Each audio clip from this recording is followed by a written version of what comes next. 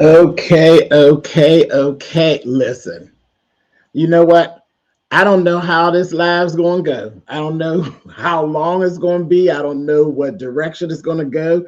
It's not scripted. It's not any of those things. It's live. And you know, when things are live, you know it goes any old kind of way. But anyway, so years have passed, and finally I went ahead and I did it. I ripped the band-aid off and I did it. I went on my first cruise. So let's talk about it, shall we?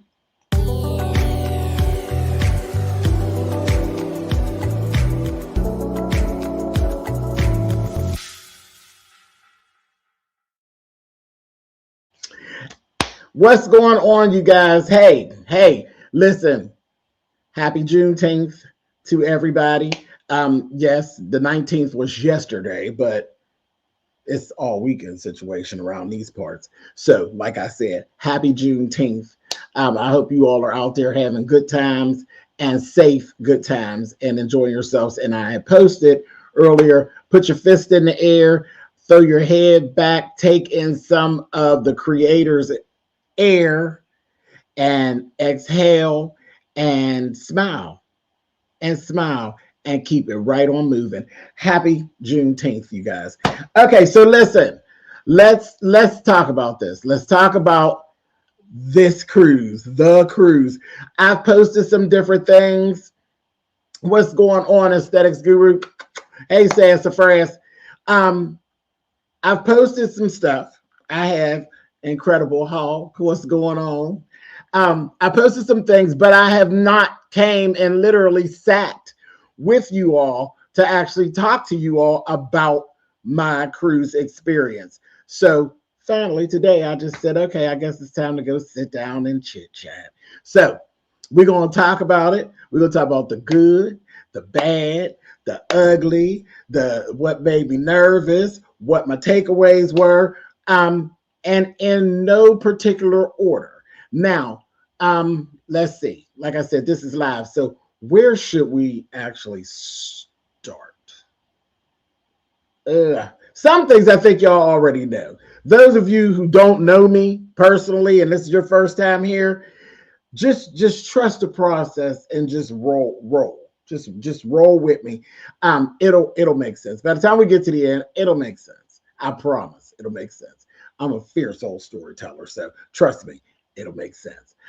What's up, Natalia? Okay, so let's go to the very beginning.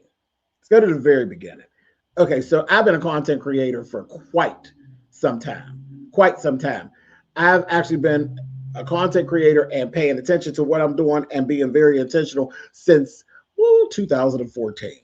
Okay, 2014. Started off doing show reviews and it just branched off into all other kind of stuff. So that's that. Everybody knows that I was definitely afraid of the ocean itself. Like, just I couldn't fathom being on a ship and not being able to see land. So for years, I have turned down cruises. I've done t-shirts and things for families who were actually going where that's the same thing. Y'all know I sew and stuff. There's tons of times where I'll do stuff for weddings and you're always invited to the wedding. The same thing goes for the cruises. Generally, when you do stuff for families like that, they will invite you. They'll invite you to come along. And that's happened to me many, many times. And that is a big part of the story. There is a lady who really, really pushed two people, but a lady. What's up, Kwani? There is my brother Chet. You all know my brother Chet. My brother Chet is a very well-versed traveler. Chet has been some of everywhere. Trust me when I tell you, he's been to Paris. He's been some of everywhere. Okay, so very well traveled. He knows everything there is about booking travel, hotels, trains, planes, automobile, all of that. So I am no stranger to people who travel. I'm not. He's always done it. That's what he does. But who really kicked a lot of this off was T. Trisha. And some of you know her from being around T. Trisha. T. Trisha, I said, no, T. Trisha, I don't, she's a force to be reckoned with. Okay. She's quiet, but she is powerful. I didn't want to do, when I did t-shirts, I said, I make t-shirts, but I don't want to do special orders. I can't stay. Like, the truth of the matter, I don't like doing weddings. I don't like sewing for weddings. I can't stand to do 20 of the same thing. I just don't like it. So bridesmaids, when the bride comes, cool. When them bridesmaids come rolling through, I'll be like, ugh, not 9, 10 of y'all with the same dress, maybe different colors. But T. Trisha is the one that said, listen, I need this for my family. And you just got to know about T. Trisha. T. Trisha is a huge supporter of mine. She has been with me for years and years and years. And sometimes in life, at these big ages, you understand that you don't always get to do what you want to do. Sometimes you may not want to do something, but just out of loyalty, and it's a big thing, out of loyalty, you might jump over and do something that you really don't want to do. T. Trisha started all that mess with these t-shirts and me doing t-shirts for folks because I just didn't want to do it. Now, I picks and chooses who I want to do it for, but when Trisha hits one of these and say, I need this for my family, there is no question. The question was dropped. So that was that. And then T. Trisha pushed the issue. Now, we've been rolling with this for years. You need to come on. The family says, come on. The family loves the shirts. And I get all kind of messages from her family members. The family says, you need to come on and be on the ship with us. Every year, I'm like, no, T. Trisha. And the church, I don't know where this family keeps getting bigger and bigger. Like the shirt orders keep getting bigger and bigger. But I have done them. And I'm like, no, T, I'm scared. I ain't messing with it. Chet goes on 1 or 2 cruises every year. He's always somewhere playing in the water for some reason. All different types of things. And come on. Bro. I spend his birthday with him every year.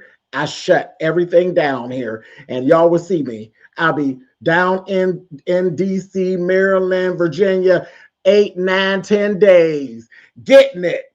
Yeah, baby, getting it for Chet's birthday. Chet said, okay, well, I'm going on the cruise. I said, baby, I'll see you when you get back. He thought that would get me too. I was like, nope. And y'all know I love the ground Chet walks on.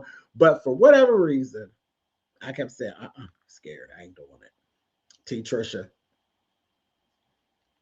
kept pushing. And then I said, okay. And then one day I just made a decision. So here we go. Now let's fast forward up into 2025. So my folks on YouTube, James, when are you going to do another meet and greet? When are you going to do another meet and greet? Like what's up? We ain't did nothing in a while. COVID then came and went. We've been locked up in the house and all these different things. And when are we going to do something? And I said, okay, it's time. I'm settled. My life is good. Things are going, y'all know I talked about it. My mom, that's why I said, go live, go do something, get up, get out and do something. As part of it, I'll hit it a little bit on there, but conquering fears, that all rolled in together. And then the people, you all. So between y'all and T. Trisha and Chet and his mess and all of this, I said, hey, I got an idea. Ding, ding, ding, ding, ding. I'm going to go ahead and I'm going to do a meet and greet. Then I said, what you going to do? Because I've done meet and greets everywhere except for my hometown. My hometown is not exciting like that. It's not. And that's just honest. I live in Pittsburgh, Pennsylvania. I live in the Steel City. Now, what we are about is making that money. We about making money. We about family and that kind of thing. That's Pittsburgh. Pittsburgh is solid. It's solid, but in the midst of being solid, it's not a party town. So my whole adult life, what do? When we say, oh, we're ready to go party, we be getting the hell on up out of here. That's the first thing. Where we going? You don't even, where we going? And especially if it has to do with the LGBTQ. We are out of here. We're out of here. Yes, there is a presence of the LGBTQIA and all of that, but oh, I guess you noticed. You noticed this lovely Teflon that my grandmother gave me, right? The presence of this in the LGBTQIA. Where we going? Ohio, DC, where we going? But we're leaving here, okay? So that has always been the thing. One time I was going to do a meet and greet here in Pittsburgh, and I pulled it. Hey, Powerful. I pulled it because they had just did this roller coaster here in Pittsburgh that is themed around the Steelers. Now, one thing that we do have that everybody loves for the most part is the Steelers. The Steelers, we get bragging rights still to this day, our football team. They did this here roller coaster. I said, that's it. I'm going to do a 3-day situation.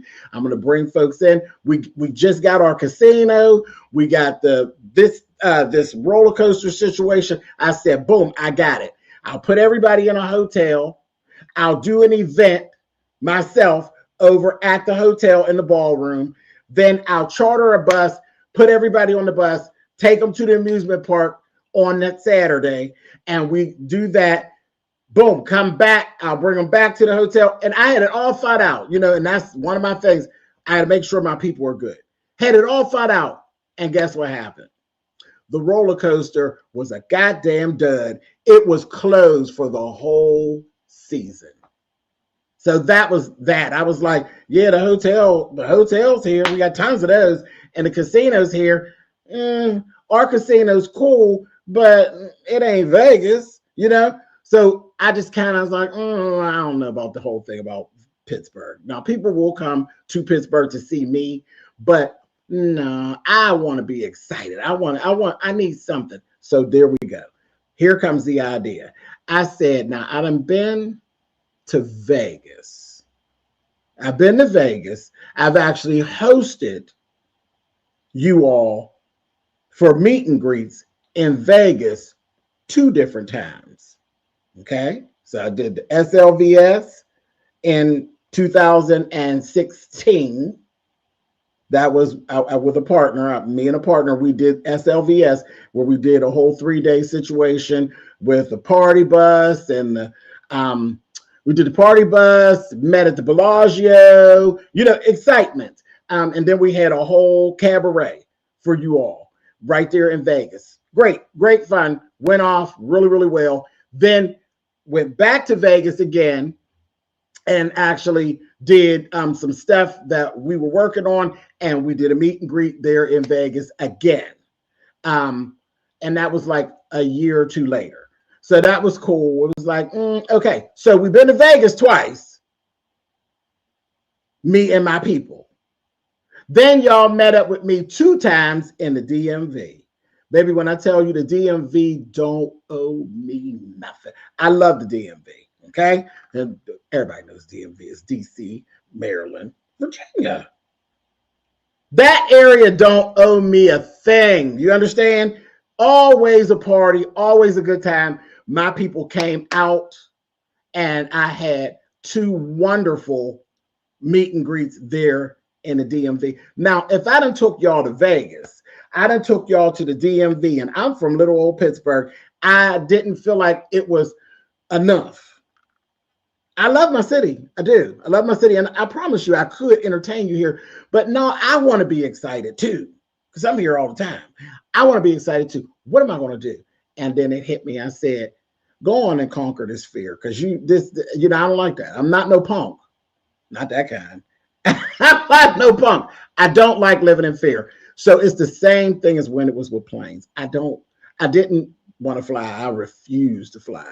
Chet's the one that was like, okay, here we go. And I've told this story before too. Chet put a plane ticket at the airport and said, that's it. He moved out of Pittsburgh to Philly. Trying to say easy flight. But I was like, mm-mm. He put a plane ticket there and said, what you going to do? You going to waste my money or you going to get on the plane? And I told you, I can't whoop him. So I said, I definitely ain't going to waste his money. So I got on the plane and been flying ever since. So I said, well, this just ain't going to be no different. And then I got Trisha. So I said, that's it. This makes sense. I'm going to face my fear. And going on a cruise, that's going to be fabulous. That's going to be entertaining. It's going to work. And then my wheels are spinning. And I said, okay, so it is what it is. And then my whole life is about this, what we're doing right here. This is a big part of my life. What I do here is I click this button, I go live, and I give y'all the best of me and the worst of me. And I ain't never scared. I ain't never scared. I come out here at my best and at my worst. Now, looks-wise, I don't mess around. I'm always camera ready. I don't play them games. So I'm always on camera, willing to be on camera, that whole thing. Not that, but I say things out of my mouth that, could rub some the wrong way. That's the thing about live. It's exciting. You don't know what I'm going to say because I don't know what the hell I'm going to say. That's what it's given. So that fueled me. I said, you know what? I'm getting ready to go and face this fear, and this is going to be epic. Because if I crash out, who the hell cares? Some will love it. Others will be concerned. But all in all, I'll be fine. I'll be fine. It'll be what it's going to be. And here's the thing. If it's on a cruise, even if I am a mess and I can't thoroughly entertain the way that I want to entertain, there's enough stuff to keep my people entertained where they won't have wasted their money and everything will be okay. So other than kind of worrying about me, they could still have a good time. So again, you always have your people, because I do move in integrity, always have your people in mind. My people are going to be okay. So I said, all right, so that's it. We're going to do Vegas, DMV, boom, we're going on the water. So I called Trisha and she was like, are you kidding? Are you serious? You going to do this? I said, I'm going to do it. I'm going to do it. So then I began studying. I started studying. There's 9 million cruise lines. Who am I going to do it with? And I went and I studied. And then I broke it down to 2. And it was MSC or Virgin. Virgin just spoke to me. It spoke to who I am. It was so extra. I said, okay, but it was a hard choice. It was really a hard choice. I promise you it was a hard choice because I said, this might be a one shot. This might be a one shot because I may really crash out and this might not be, that's it. So I got to make sure that I'm on the best possible one for me if this is going to be my one time. So I said, okay. I said, all right. And I came down and I said, hey, I'm getting ready to face this fear. Who wants to go? And y'all didn't disappoint. Y'all said, shit, I'll go. I promise you, the day I announced it, by the time I got off the live, I dropped the link. I had a meeting. I had a business meeting that same day. By the time I was halfway through that business meeting, 3 people were booked and paid. Now, the whole thing was I was ready to go. Y'all had kind of said, push the date out. Do a late date. Do a later date. I put everything up. I did the date. And I pushed it out I said, let's go Mother's Day. Let's do Mother's Day 2026. That'll give everybody ample time. By the time I got halfway through that meeting, 3 people had paid and was ready to go. I said, okay, so that's it. And then I just continued on. And that's how all of that actually came up. And so I was cool. I was cool. Lynette and Stanley. Lynette and Stanley, you all know them as Life with Us TV. They are very good friends. They're family to me. I met them long time ago over here on YouTube. They used to do show reviews as well, but then they ended up, life did what life does, and they pivoted, and now they are all things travel and all that. So it was natural for, if I got questions, I could contact Lynette and Stanley. When I tell you, Lynette and Stanley are like a black ass ace of spade in my pocket. And Lynette was like, what you doing? What you doing, brother? I got you. I got you. I said, okay. So I stacked my deck. My deck was stacked. I'm like, the business of travel is going to be okay. In the midst of it, didn't realize I was going to end up doing it, but I ended up walking right into a travel business. So it became even more. I wasn't looking for anyone anymore. I was looking for somebody to book my trip. And I ended up walking into a business where I was able to book it myself. My mentor over on that side, one of the baddest to ever do it. And she is all things cruises. She loves cruising. So now I got Lynette and Stanley. And I also got MP. That's her name. Her name is MP. I got MP and I got Lynette and Stanley. Okay, so that's that. The business of travel is going to be fine. Cool. Don't worry about it. Say a couple prayers, and that's what he does. He literally will put the people right in front. And that's a whole nother story. I ain't ready to go into all of that. But when I tell you that I didn't have to spend none of that $5, $6 gas at all. I picked this up for Lynette and Stanley, and the travel business itself walked right in my face and was like, hey, I've always wanted to talk to you. And I was like, about what? And they start talking, and I said, what? My wheels start spinning. And that was that. So boom. We ready to go. The business of travel is taken care of. Now I just got to make sure my people good, and I'm gonna be good. I got so busy getting things together that I really didn't focus on my fear anymore. I said, I'll get to it. Yeah, hell, I got almost a year. I'll get to it. So we went on. Let's fast forward. So I get everything all together and all of that. Well, here's the first curveball. January rolls around. January 2026 rolls around. I'm excited. I've been talking about I'm going on this cruise. People steadily booking. Oh, they steadily booking. I'm like, oh my God, okay. I'm like, the people showing up. It's cool. It's cool. I'm like, all right. So that's that. Then you got your dates, and you got to be paid by this date. Some people fell out. Life happens. So you're like, okay, cool, no problem. Again, because really, trip's really about me. So I'll tell you that if nobody had ever said they wanted to go, I would have actually been good with that, because it really was like a spiritual journey thing with me. So my people saying they want to come, that was just an extra added bonus. So I didn't have I got to have 5 people. Oh, I got to have I didn't have any of that. I didn't have any of that on top of me, because I'm like, it'll be fine if there's nobody there but just me. It'll be cool because I'm doing this. But I knew it. I know my people. Okay. So I said, okay. So even when I looked and there was people bookings that fell out, and I was like, okay, to be expected, not a problem. All of that came along with learning the business of travel. Okay. So that was that. So I'm excited. I'm excited about the business. I'm excited about the business venture. I'm excited about all the things I'm learning again. And then I got Chet. Like I said, I got MP and I got Lynette and Stanley. Okay. And then I got Chet. He's just a wealth of information, right? So I'm like, okay, first curveball. Chet hits me up in January.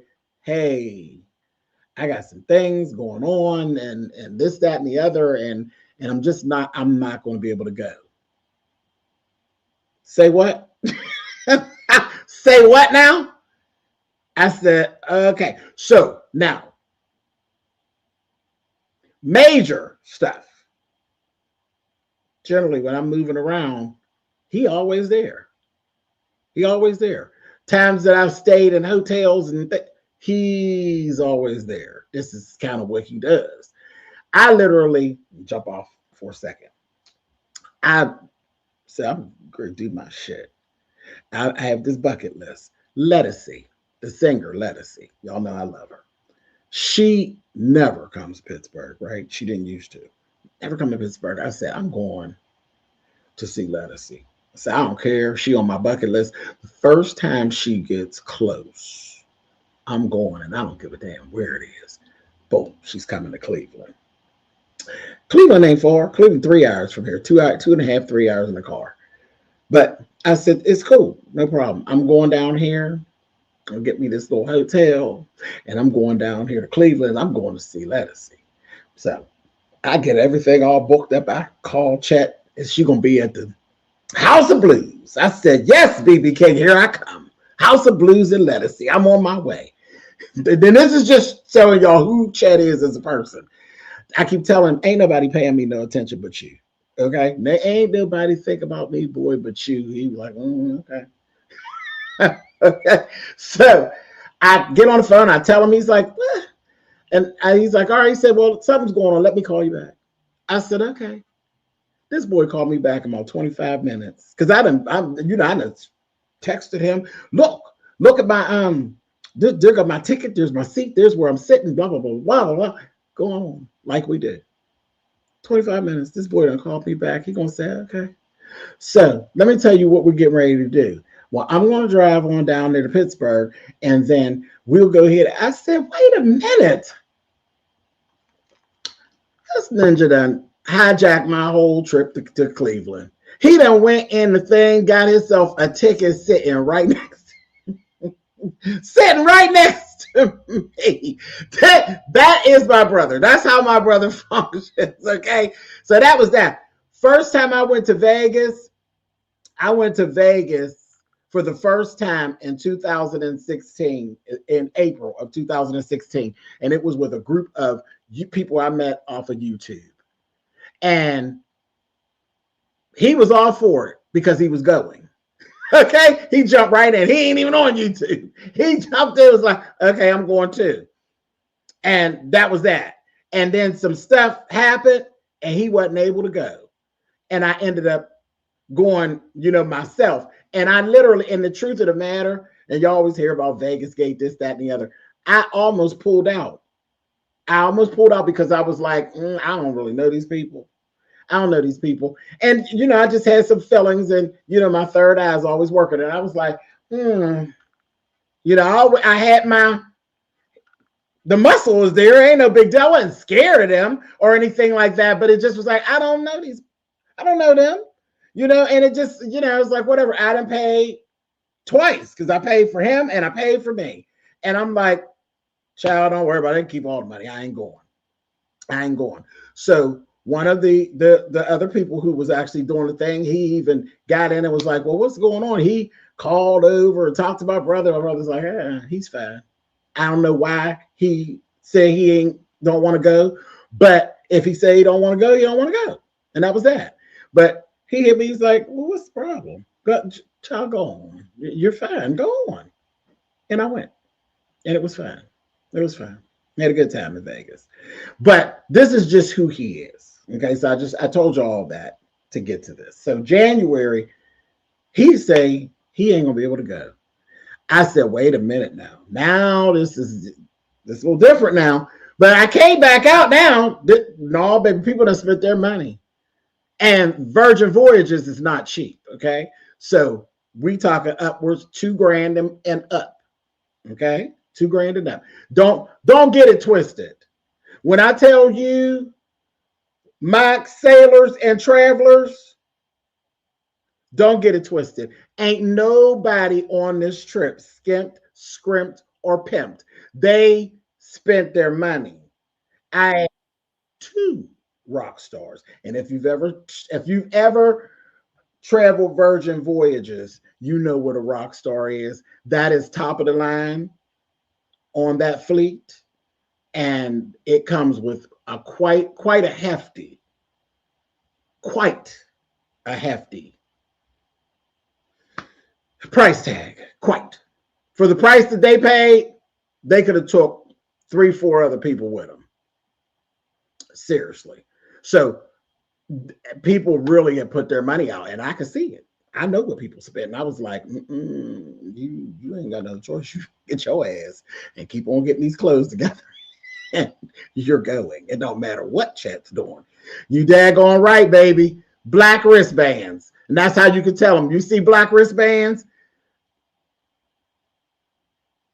Baby, listen. And I'm going to tell y'all, Treasurer Lane, because people are on here from Spillitboy TV as well as on Treasurer Lane. Treasurer Lane is housing a lot of my other things that I've actually posted from the trip. And I actually do have a walkthrough that I did on one of the Rockstar suites. Baby, this suite is nothing nice. Do you understand me? It's nothing. Baby, I said, wait a minute. We on the bus. This shit got area rugs and record players. Because if you know Virgin, it has to do with the actual record company. If you remember the record company Virgin, all the same thing.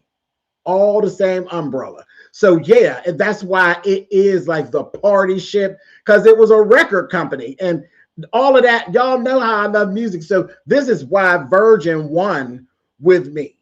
I studied it and I was like, it sang to me and it was like, okay, everybody knows there's an all white night on a cruise and you go eat with the captain and all. Now I like wearing all white. Because if we're gonna go back to this Teflon I got, baby, this is the shit in all white, okay? But I don't really care about eating with the captain. But now I like the all white thing. But Virgin flips it on its side and they just go ship wide. The whole thing, turn the ship red. Everything's red. Well, what? Red? Baby, don't threaten me with a good time. So when I said there were so many things about Virgin that just drew me in and said, it was calling to me and said, hey, bitch, we over here. And I told y'all I was struggling with MSC because MSC got Swarovski crystals. Swarovski crystals in the stairs. I said, I need to take pictures on those stairs. But then Virgin said, hold up. Don't do us. Virgin got the entrance to the club, which is my favorite place on the ship. The entrance to the club is all mirrors and lights. I said, what?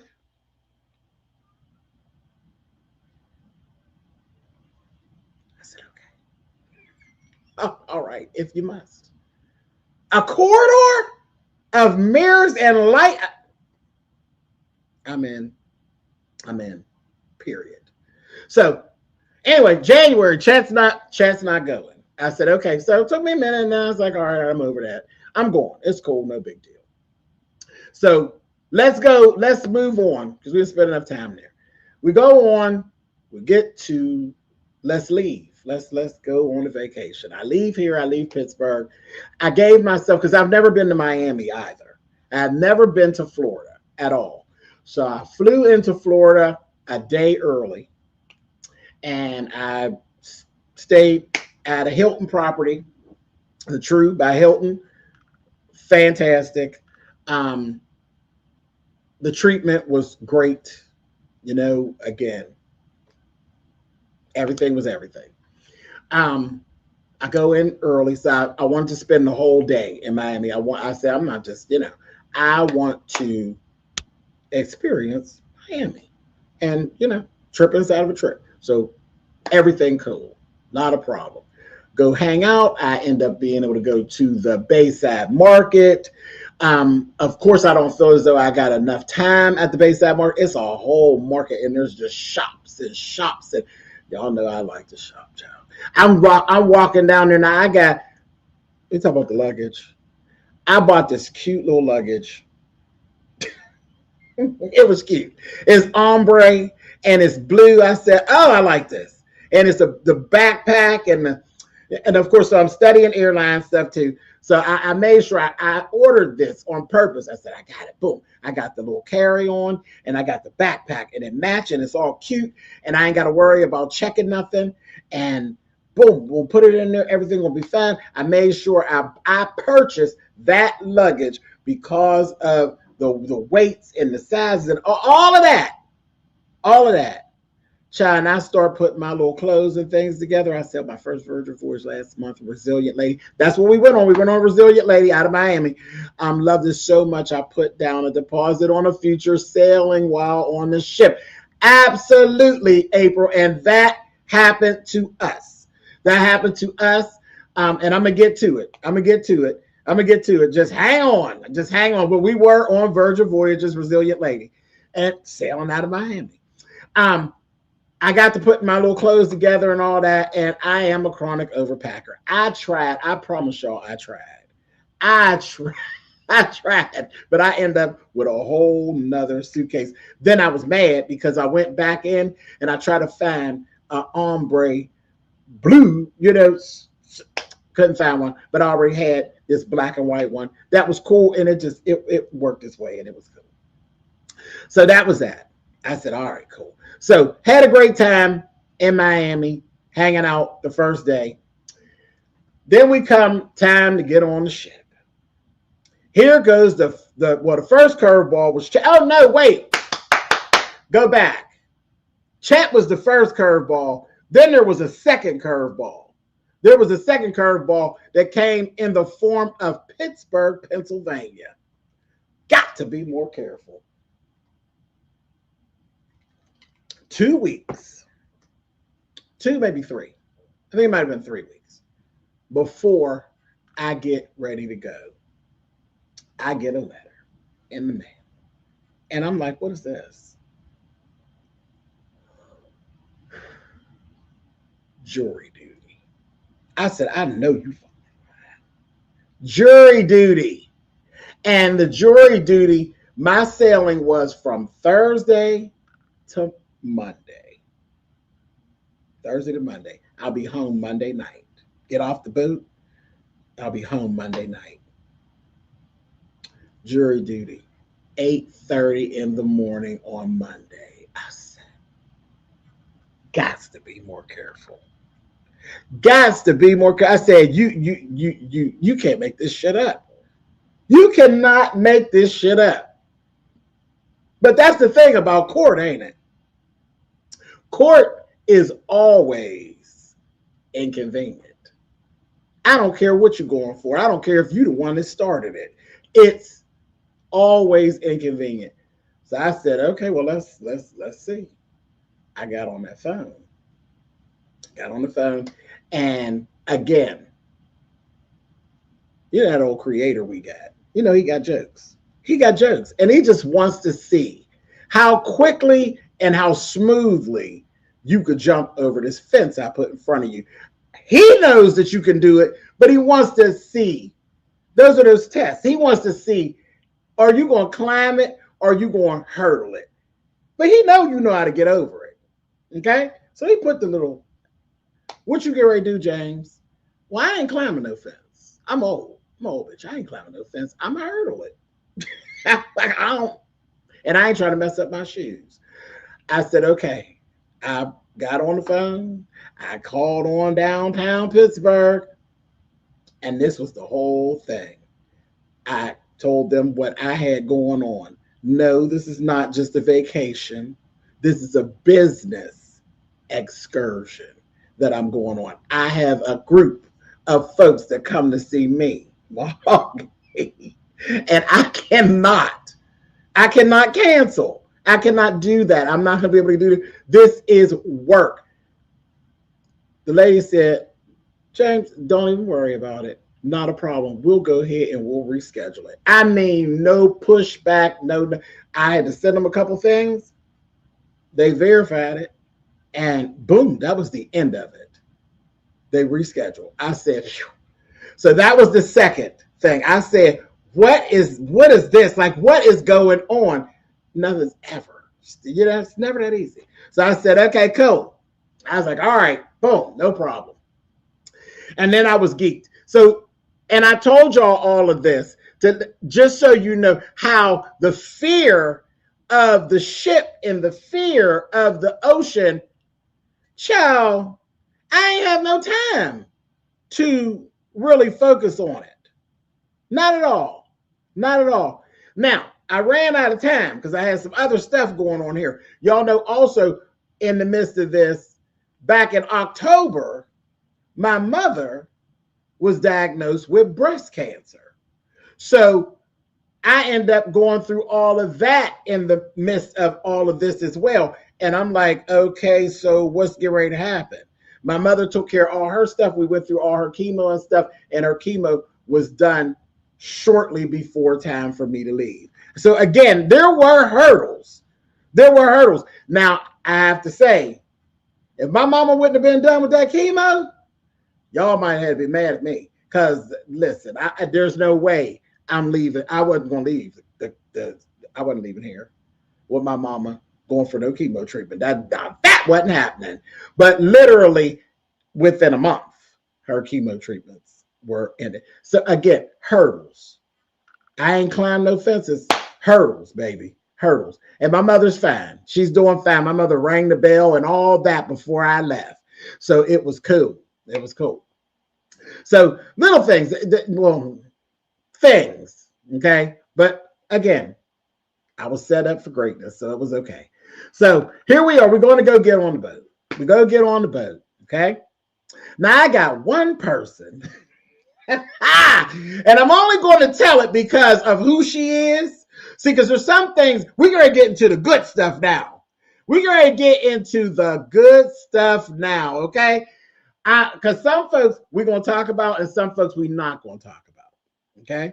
And some folks don't want to be talked about because that is the origin and that's what we got going on here. Everybody is not part of the show, okay? Everybody not part of the show. I'm the star of the story. Everybody's not, and everybody doesn't want to be. Everybody don't want to be on camera. Everybody don't want to be part of the story. They don't. Not directly. But this person, this is my sister. Oh, yeah, she out there in the audience. It's your turn, girl. It's her first cruise, too. She ain't never been on a cruise. But she not afraid of the water. She not afraid of the ship. She ain't afraid of none of that. She just ain't never been on a cruise. And I'm talking about Natalia. Natalia, I said, you've got to be kidding me. Me and Natalia, we talk. We go back and forth. Natalia has a family member that is an avid traveler, knows everything travel, okay? And then Natalia's not actually from here. Natalia's from the exotic spaces, okay? So, but her family member knows everything, travel, cruising, flying, hotels, all that. She told her, she said, girl, it's going to be fine. Everything be fine. Don't worry about going in the day before. Now, I'm preaching. You get on a cruise, you get on the day before. You get on the day before. Since I had every intention of going, but my first grandchild was born the week after the trip. I canceled because I was scared my daughter would have. Listen, congratulations to you all. Congratulations to you all. This is what I'm talking about life happening. Life happening. There'll be stuff that be going on, especially when you book out that far. When you book out that far. It was a great meet. Everyone, we all had a great time. Right here, powerful. I ain't get to you yet. I ain't get to powerful yet, but I'm gonna get there. I'm gonna get to you. I'm glad you're here. I'm glad you're here. So I saw you when you came in, though. But yeah, we're gonna get the powerful. Oh yes, yes, yes. So I said, okay, Natalia. So Natalia's like, nope. My family member said it's going to be all right. I said, cool, cool. But I'm nervous and I'm trembling the whole time. And I said, okay, all right. James, I miss your Real Housewives reviews and your take on the girls. I got one coming later today, Terry. I got one coming later today. The notes is right over here on the table. So keep your eyes and ears open for me. So I said, all right, Natalia, no problem. Everything went off without a hitch. Chet ain't here. I'm done with that, though. I'm over it, right? I'm over the whole Chet. Yeah, it took a couple months, but I'm over it. Chet ain't coming. No problem. But Natalia, really? Really, bitch, really? So I'm like, all right. So she's like, oh, it's going to be fine. Natalia hits me on the phone while I'm getting myself together to go over here and get on this here ship. And Natalia told me that she is stuck in New York. I said, bitch, I know you lying. I know you are lying. I know good and well the person that got the closest proximity to me, my sister, ain't getting ready to have me all stressed out. I get on the ship. I'm still keeping in contact with Natalia. Natalia's trying to, oh, I'm going to be there. Don't worry about it. I'm going to get you out. I said, okay. And the anxiety is building. I'm like, oh, God. Okay. So deck 7 is where you actually get on. Deck 7. Everything's all together and we on, and I mean the getting on and going through customs and all, everything was just fine. No hiccups, no issues, nobody having problems, nobody lost luggage, none of that. There's 21 of them. There's 21 of them and nobody got an issue. Nobody got an issue. But I got Natalia. Natalia done got stuck. So now Natalia's, she at some point she's on the plane and she's on her way. And I'm like, okay, Natalia. And she's like, I got till 5. I said, you don't have till 5. You do not have till 5, my love. At 4 o'clock, they shut the gates down. But they don't leave till 5. But you only have till 4. Because 1 hour before they shut it down, they got a muster drill. You go to your room, and your room, there's a video in there that you have to go. It's a safety video. You have to watch the safety video, and they know if you watch the safety video. They know if you only watched a portion of the safety video. They know everything in there is powered. It's cold-blooded. It's cold-blooded. Virgin, it's cold-blooded. You walk in the door, baby, and the drapes open. If you got a balcony, you walk in the door and the drapes just open up. Everything is, you got a tablet. You control everything, the lights, the curtains, the air, all of that by your tablet. They know you can watch that muster drill video on your tablet or on the television. Either way, it's a direct link back to them. They know whether or not you did what it is they told you to do, period. So that 4 to 5, everybody on that ship, hey, DC Kool-Aid Lisa, everybody on that ship has to watch that full video and then get to their muster station. And that's where you would go. If there's some type of an emergency, you have to go there and you have to be accounted for. Everybody has to go there and scan their bracelet before that ship leaves dock, period. So that hour that they close, it is a very important hour because they got to wrangle all those thousands, because there are thousands of people on that ship. It's serious. And when you really get into the business of travel and the business of cruising is when you see how cold-blooded they really are. They cold-blooded. They are cold-blooded the way they keep things moving. And when there's small hiccups and things and you be seeing people having a fit and you be like, shut up. Shut up. Because if you really knew the business of this and how cold they are with keeping this going, a hiccup here and there, shut up. shut up, shut up, just shut up, shut up. You know, when it's something small, you know what I mean? Because people be fussing about a fork or something. Shut up. Okay, shut up. They got 900 more of them over there. Shut up. So, boom. So I said, no, baby, you don't have till 5 o'clock. You got till 4. Now, I go, because this is just me. Now, you know, I'm here to do my thing, but I'm working. Actually, essentially, I'm working. You know, before I even started the business, the travel business, even if I wasn't part of the travel business, just having my people on there, YouTube is business for me. So I am working for these people who agreed to come and spend this time with me. So it is my job to make sure everybody is as good and as comfortable with what it is I put together as possible. And I never stray from that. I'm in my customer service mindset. Okay. So I go up to 7, and it's my baby Jazz is with me.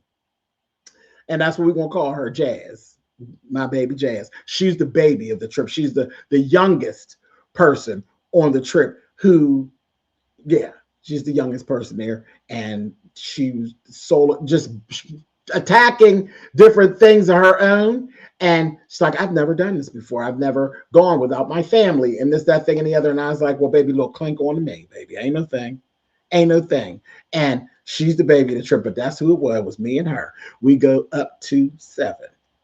And we're sitting at the door. And we're waiting. And I'm waiting. And I'm waiting. It's 20 minutes to. And Natalia tells me, I'm in a cab. And I'm going. As 20 minutes to, I said, Natalia, you need to tell that cab driver to punch it. You got 20 minutes. Now, Natalia still, the boat ain't leaving till 5. I said, Natalia, the gate is closing at 4. You need to tell that to pick the car up and get you here Flintstone time. Just pick it up and go to running. Okay? Because you got 20 minutes to get yourself to that gate and get through customs, get up here. I am at 7. I am here. And I sat and I watched that door and I watched that door. Natalia's head bopped through that door at 3:58. I said, bitch, I'll tell you, my blood pressure was... I said, girl, you trying to take me out. You trying to take me out of here. But my sister made it. 3:58, baby. I couldn't believe it. I said, Jazz, I'm so glad that you are here to see this, because people would swear I ain't telling the truth. I turned up, I said, do you see this? Jazz was like, she said, oh, I'm so nervous. I said, yeah. And then Natalia's just, she like, what? Hey, what's going on? I'm like, get to your room, fool. Get to your room and watch that video and go to the muster station and get, I said, we're going to meet you at the sail away. Because you got to go. We got to go. We got to go to sail away. So that was that whole thing. I said, oh my God, this is how we started off. You said, I know I needed a drink. Listen. So I'm like, all right. So you see why I ain't never even thought about, I'm on this ship. And in a minute, this ship get ready to move and we going to be on the water. I ain't had time to even think about all that. Not at all. Now, I'm going to tell you, I had a special little moment, and that's you can actually see that over on Treasure Lane, when I had to do the crossover from out of the building, out of the Terminal V, over onto the ship, because it's just a plank. Like, it's a plank. And I was like, whew, wait a minute. Wait a minute.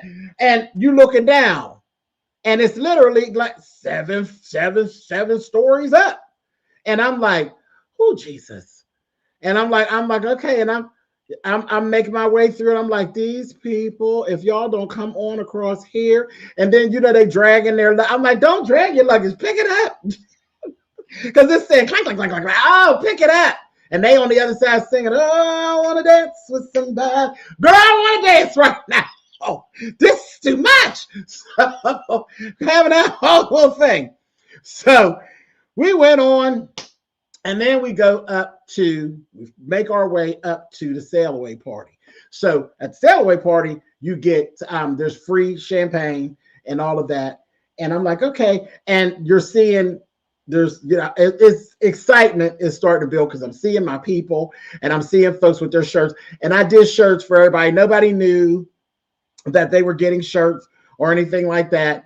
I didn't tell them. I didn't tell them anything.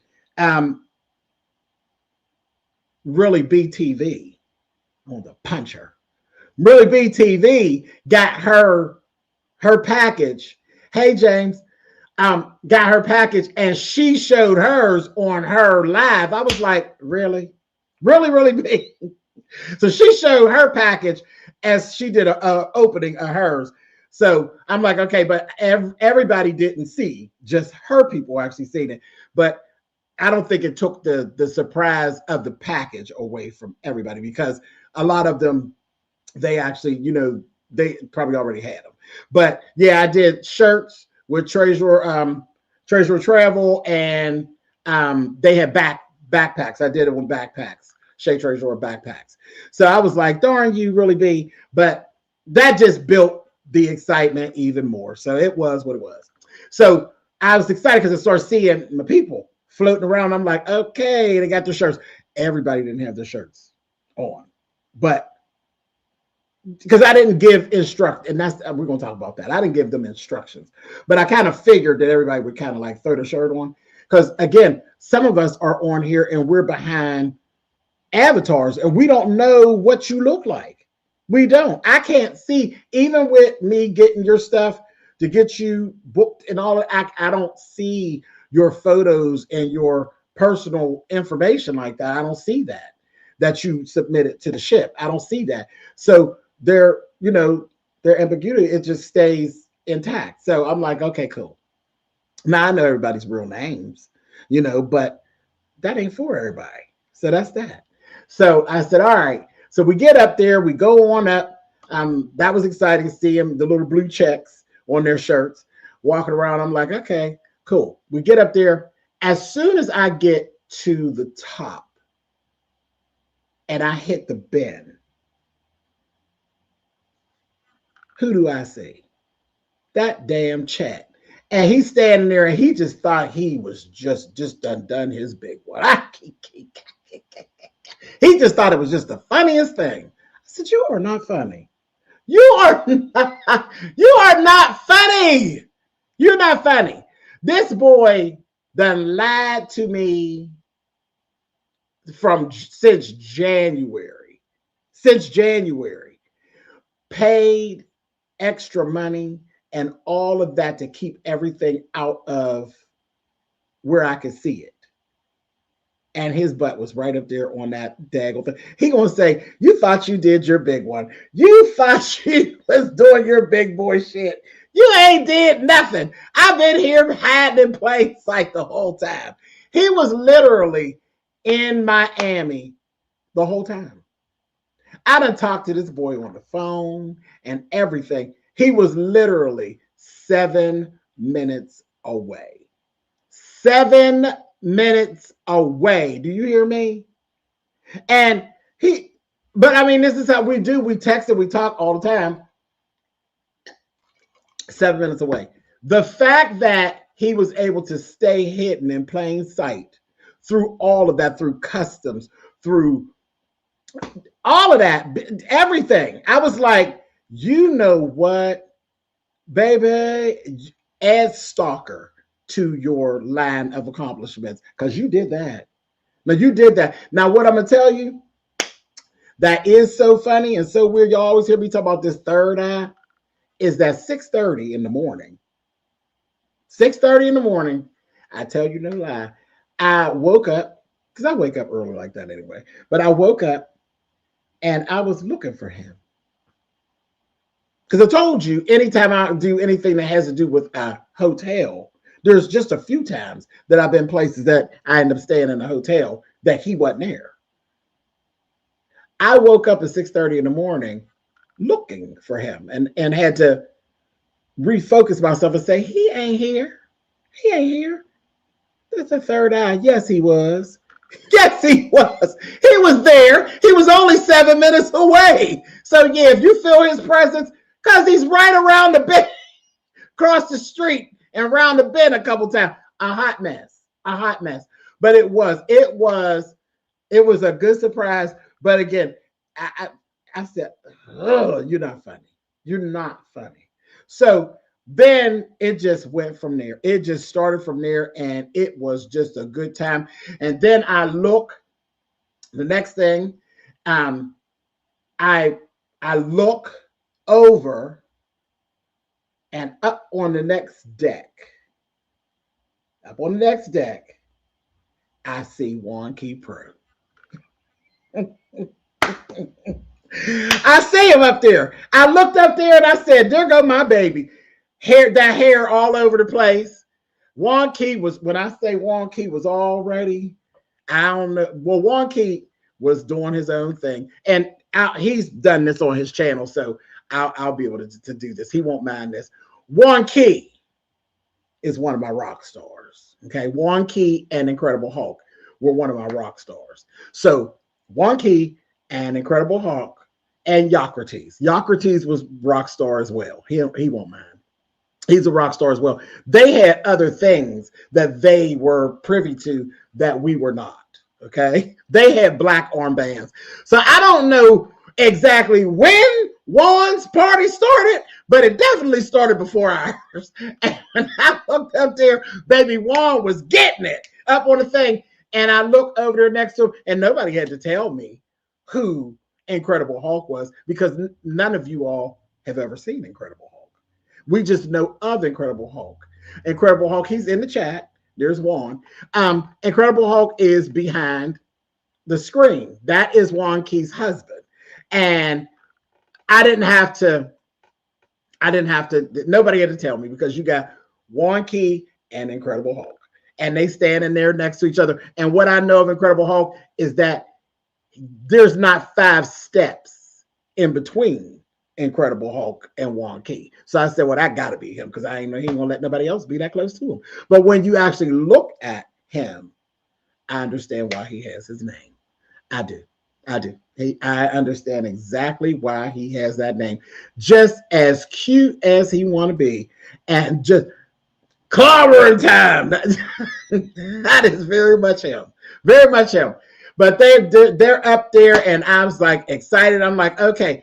Then I turn around and I look and I see Monk Chip. I see Monk Chip.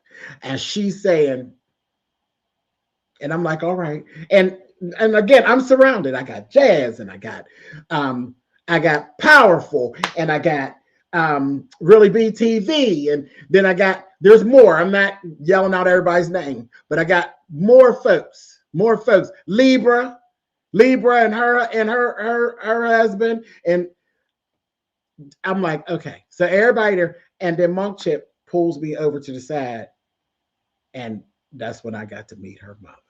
Monk Chip, y'all know Monk Chip from the chat. There's Monk Chip, and we met Monk Chip's mother, and oh my freaking goodness. When I tell you, everybody fell in love with Monk Chip's mother. Monk Chip's mother was a good time. Mama was a good time. Oh, I literally had breakfast with Mama dang near every morning. Oh man. So it was surreal. It was surreal. And then it just went from there, and the party was going, and there's more. Some, like I said, some people I'm going to talk about, some people I'm not going to talk about, because some people don't want to be the star of the story.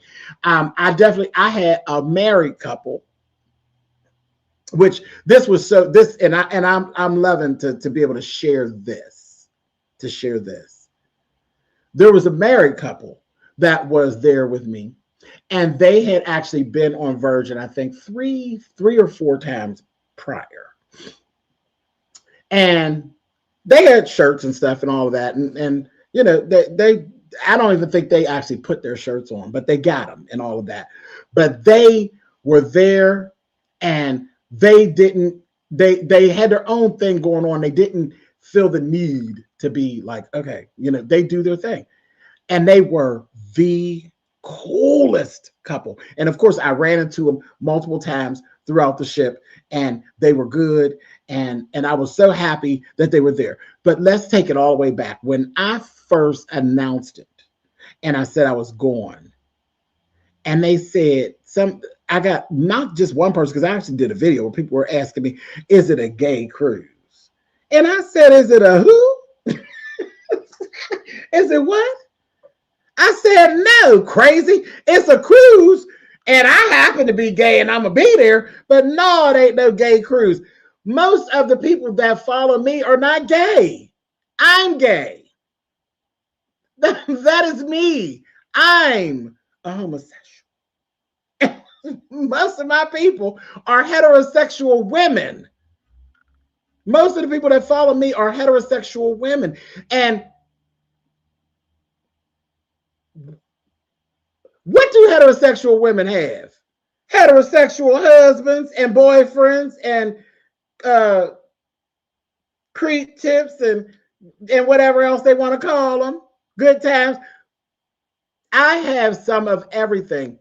I have probably less homosexuals and lesbians than anything else. So I was like, stop being ignorant, because that's just ignorant. So no, I had married couples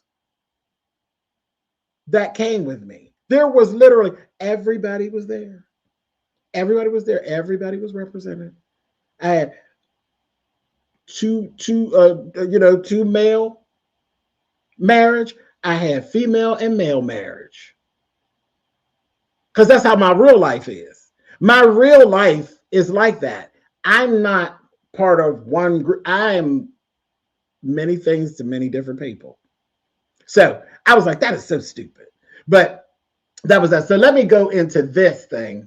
Well, no, hold that for a minute. Last thing I'm going to say about the sailaway party was off the chain. Off the chain. So it was completely exciting for us because we just seeing each other and all of these different things. Oh, and then there was one. It was two ladies who we were walking when I was walking to go up to where Warren Key and Hulk were, and I think that might have been later on. Anyway, it might have been later on, but I was walking past, and there were two of my ladies, and they were saying hello to me. I didn't hear them because it's like music going and all this, and I'm going, and I got a camera going and all this. And Natalia said, "Did you see them? Did you hear them?" And I said, "What do you mean?" She's like, "They said hello to you, and you just kept walking." I'm like, "What?" I'm like, Natalia. So I spun around. And I ran back down, and I'm like, again, if you're I don't know who you are, like, to see you, because if you're behind a screen, I don't know. And I said, I ran behind him and I got him, and I said, no. So I was like, don't do that. Don't do that. I told you all. Anytime you see me, I don't care where you see me. I'd be in a grocery store. And most of y'all listen, because Chad have been stopped in the Marshalls. I'd have been stopped at a restaurant over in the DMV. It don't make no difference. Wherever you see me, stop me. Stop me. Make me notice you. Because you notice me first a lot of times. And if you're behind an avatar, I don't know. So I was like, please. I said, oh my God, my heart dropped, because I'm like, how must that have felt? That you done got on this ship and carrying on, and I done walked past you and you said something to me and I just didn't respond. I'm like, oh my God. I'm like, so we got that all cleared up. But yeah, like literally that made my heart drop. I was like, oh no, I would just die. I would just die. So that was that. But it's just a lot going on. So that had happened. Let me think. Okay, so then, we done drank our stuff, and I was happy to see. There go Really B. What's up, Really B? That's Supreme number 2. Really B with the opening. the opening of the package. There she is. But so we're sitting there and they say to me,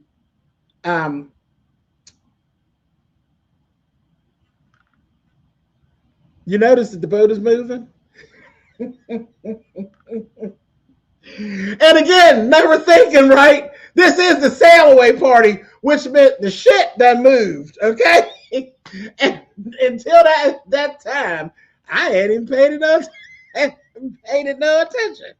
I hadn't paid it a bit of attention. And again, over on Treasure Lane, there is video from there's quite a few live videos, and some of it is a little pixelated because you had to get things situated with your phone and stuff, and we hadn't done all of that.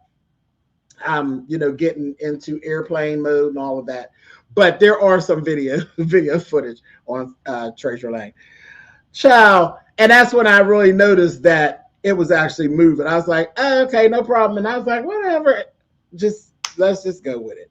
So that was that. I didn't do anything, didn't drink anything. I was on my best behavior, and you decided to come in here and lie today. Why? Why you decided to come into this video? I'm giving you a whole month.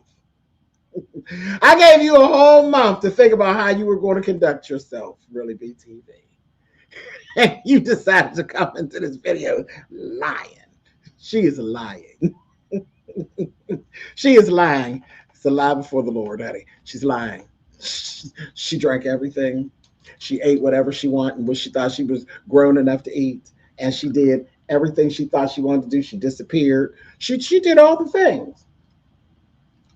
All the things she was supposed to do. She did it all.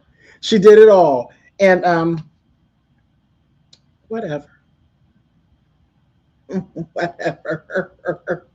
We got another little baby that was with us too. And I'll just call her Z. I'll just call her Z for this purpose. But Z, good time. We had a good time. Her and I, my mom was actually talking about her yesterday. My mom said, you and the one baby girl that went the hell on all the way up to my mom was talking to it was me, my mom, and one of my cousins were speaking. He's one of my older cousins. And said, yeah, him and the one baby girl, they done went traveling off. She said they're just as drunk as they want to be. They up there, they trying to get all the way up to the top of the boat. My mother said, now who does that? Who's drunk and going all the way up to the top of the boat? Being on there was enough. I said, Mom, hush. But me and Z we went searching. We went searching during Scarlet Night. And we was trying to get up to, I had went up there the one day and took pictures, but I couldn't find my way back up there. That was probably some of that liquor. But anyway, we found it and we got up there to take pictures at the sign and our red stuff. But so that was that. As far as the moving of the boat and all of that, I had tested things. I tested things because I thought about it and I said, y'all know, I did chemo for like 5.5 months and I never got sick on my stomach, not one time. With all that chemotherapy, and I had very, very strong chemo. And I said, again, I ain't no punk like that. So I had that Dramamine and all that. I had it with me. I had it packed in case I had an issue, but I didn't take it. I said, because my stomach's not weak like that. So I thought. And I said, I'm just going to test it. I ain't taking that. Especially when people say, oh, it make you sleepy and this, that, and the other. I said, oh, what? Pay too much money to be running around sleepy. I got enough time to sleep when I'm dead, child. So I went on and I didn't take it. I had it with me in case I needed it. And that was it. Never ended up taking it. Never ended up having any types of problems whatsoever. When I tell you, it seems as though I was kind of just scared for no reason for all these years. Ridiculous. Ridiculous. Absolutely ridiculous. The only time that I felt the ship move was when I got in the hammock. When I got in the hammock on my balcony, I could feel the ship move because hell, you're hanging from it. Duh, because your feet are up off the ground. Other than that, I was on my feet on the ground and I never had any issues. Never had any issues at all. What Sassy said. I have to wear patches behind my ear, no drowsiness. I don't know. I did fine, Sass. I was cool. I was cool the whole time. And I did all the things that I wanted to do. I went to the front of the ship during the day. I went to the back of the ship during the day and stood in the fear. And that was truly, everything else that was going on. I said, I'm gonna take it in because there's like you'll never be able to do everything. And it was just a short sailing. So it's only like 3-4 days. And I was like, but those were the things that I knew I wanted to do. I wanted to stand in the fear. So front of the ship, back of the ship, did it at night as well, where I could actually see that there was no land there. Also, I did it at night where you just can't see at all. There ain't nothing out there to see. So I did that as well. And there is a live. I actually did a live where I actually sat out there and I was talking to you all. It was the one night before I went to the 80s party. I was sitting out there talking to you all. I went on my balcony, multiple. I went on that balcony every day. Went on a balcony. I went on the balcony at night as well. Then I went on a bigger balcony because when I went up to Socrates' room and at night, I went on to his balcony, which his balcony was, I told y'all he was rock star. He got a black band. His balcony was way bigger than mine.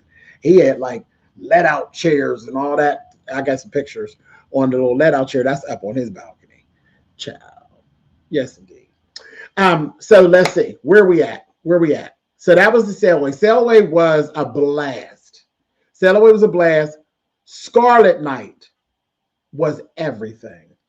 And I missed, because see, there's like 2-3 things leading up to the big party, they call that the after party at the top on Scarlet Night. There's like where you get the legend of Scarlet Night and what it is and all of this. I didn't get to do any of that because I was at Gumbay.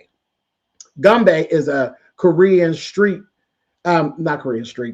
barbecue restaurant. It's a specialty restaurant, and they play this drinking game. And I had to do it. That was part of my studies. I saw about the whole thing at Gumbay. Now I couldn't eat anything at Gumbay because everything is based in fish. What's up, Miss Leslie? Everything is based in fish and fishiness. And I was like, oh, I can't do that. But I told the guy that we had, I said, don't worry about it, baby, because I'm going to drink my meal.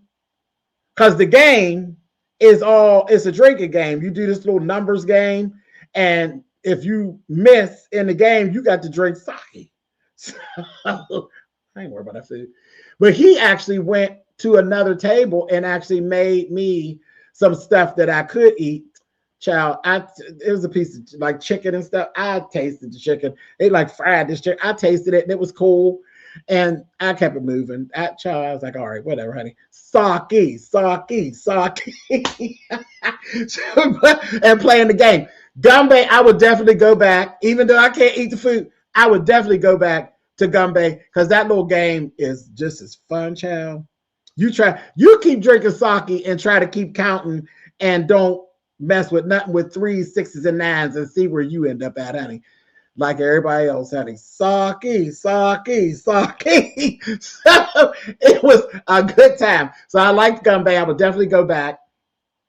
I didn't get a taco. Now I don't know how I did that, but there's in the galley, there is a taco shop. I didn't get not one taco. The one time I was getting ready to go back there, Natalia was like, let's do something else. So we ended up going to do something else. So I never ended up making my way back around to do the to get a taco. So I was like, okay, I missed that. I intended to go. They have a whole restaurant that all they do is different types of Roman noodles. And I was so geeked up for that. I was like, I gotta do it. I didn't end up getting to do that. Now, I told y'all that I wanted to go to Lick Me Till I Scream. That is a specialty ice cream shop that they have that is on deck 7. You know deck 7. Hey, Natalia. Natalia, you still in here? I know you are. Raise your hand. Hey, D.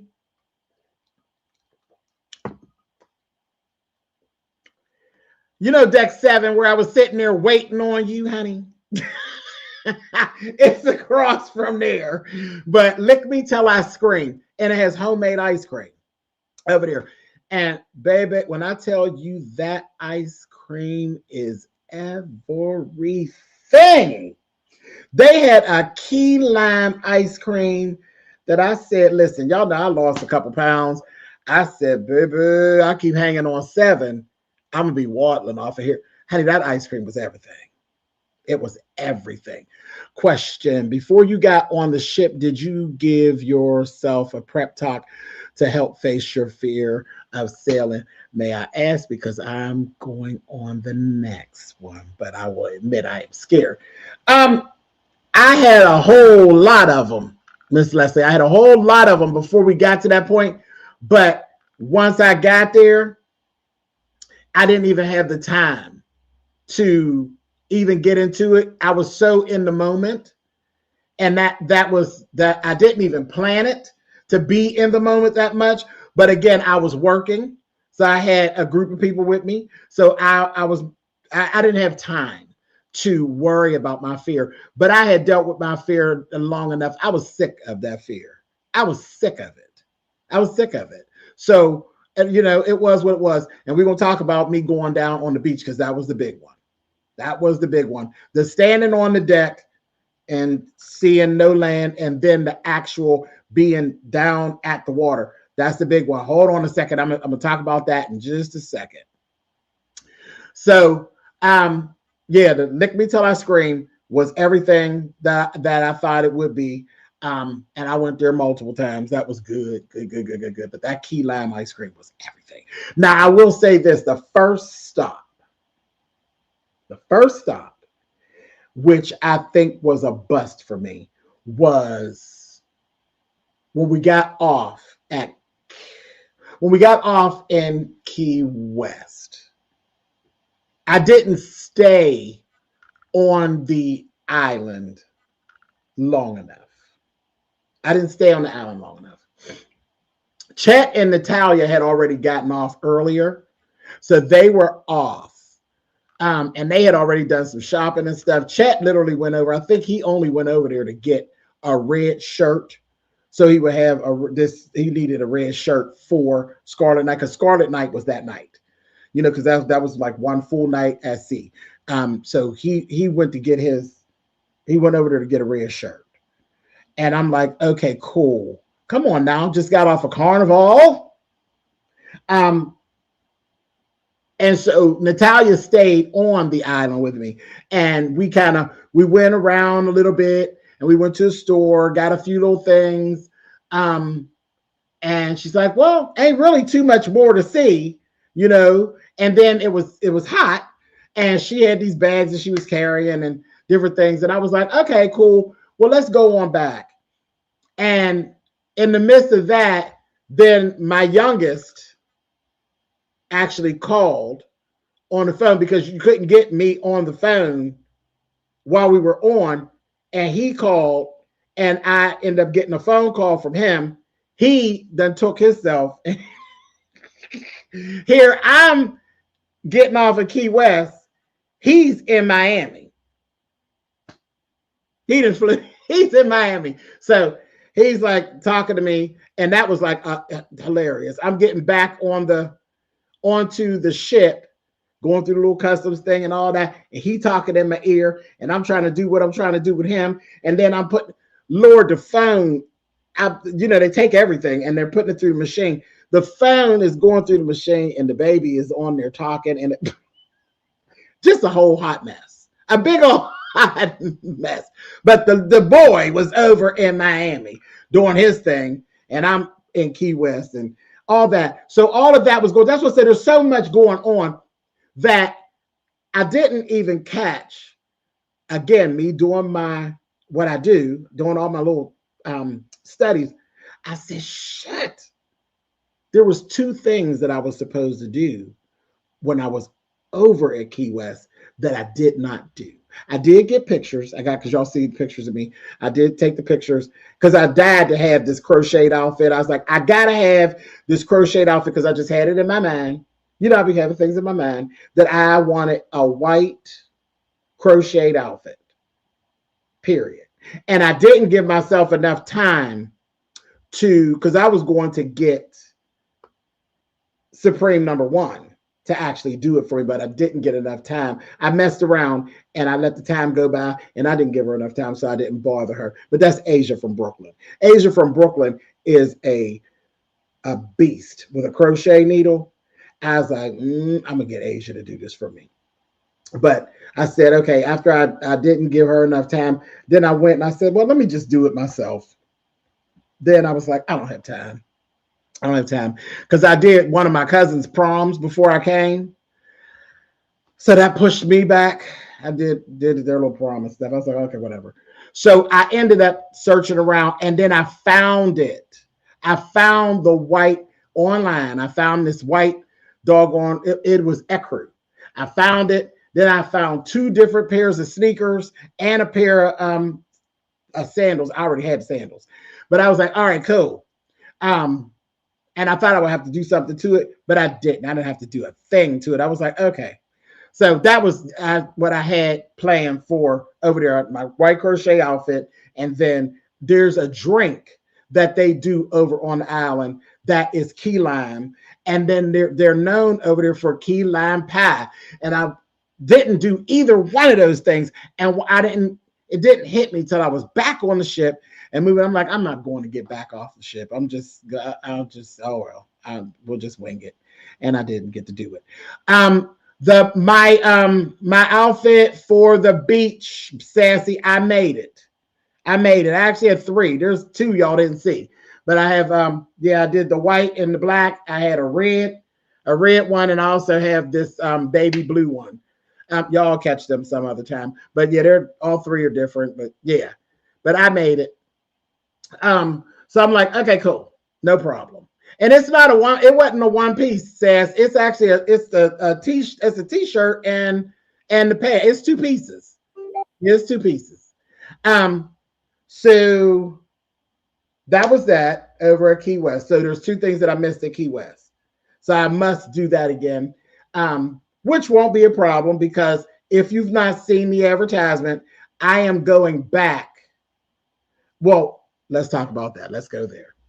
So part of the way through us doing this, my folks that was there said, you know what, you should do, you're not missing anything, key lime pie. I love key lime pie. Key lime pie is so good. I like key lime. I do. And I love lemon meringue. Those are like my 2 favorite, lemon meringue and key lime. Oh my God. Love it. My favorite fruits are limes and lemons. Go figure. My folks, we were sitting up at the galley and they were like, you know what? You should do this as an annual thing. And I said, okay, cool. So we are booked, same sailing, different ship. We're going on the Scarlet Lady. We're going on the Scarlet Lady next. It is 2027 in May, and that is Mother's Day week. So it's Mother's Day weekend again in May of 2027. We're going on Virgin Voyages. So we will be going back and we'll go for the 2nd annual, which I've actually named it now the No Fear Cruise. So yeah, that's that. So I think that's what Miss Leslie's talking about when she says she's going on the next one. And it'll be fine. And it's no fear. And it wasn't just fear of the ship. It's fear of being a solo traveler and different things. Other people had their own things, which is what I think made it so great. Everybody had their own things going on too. And we'll talk about that a little bit. But yeah, so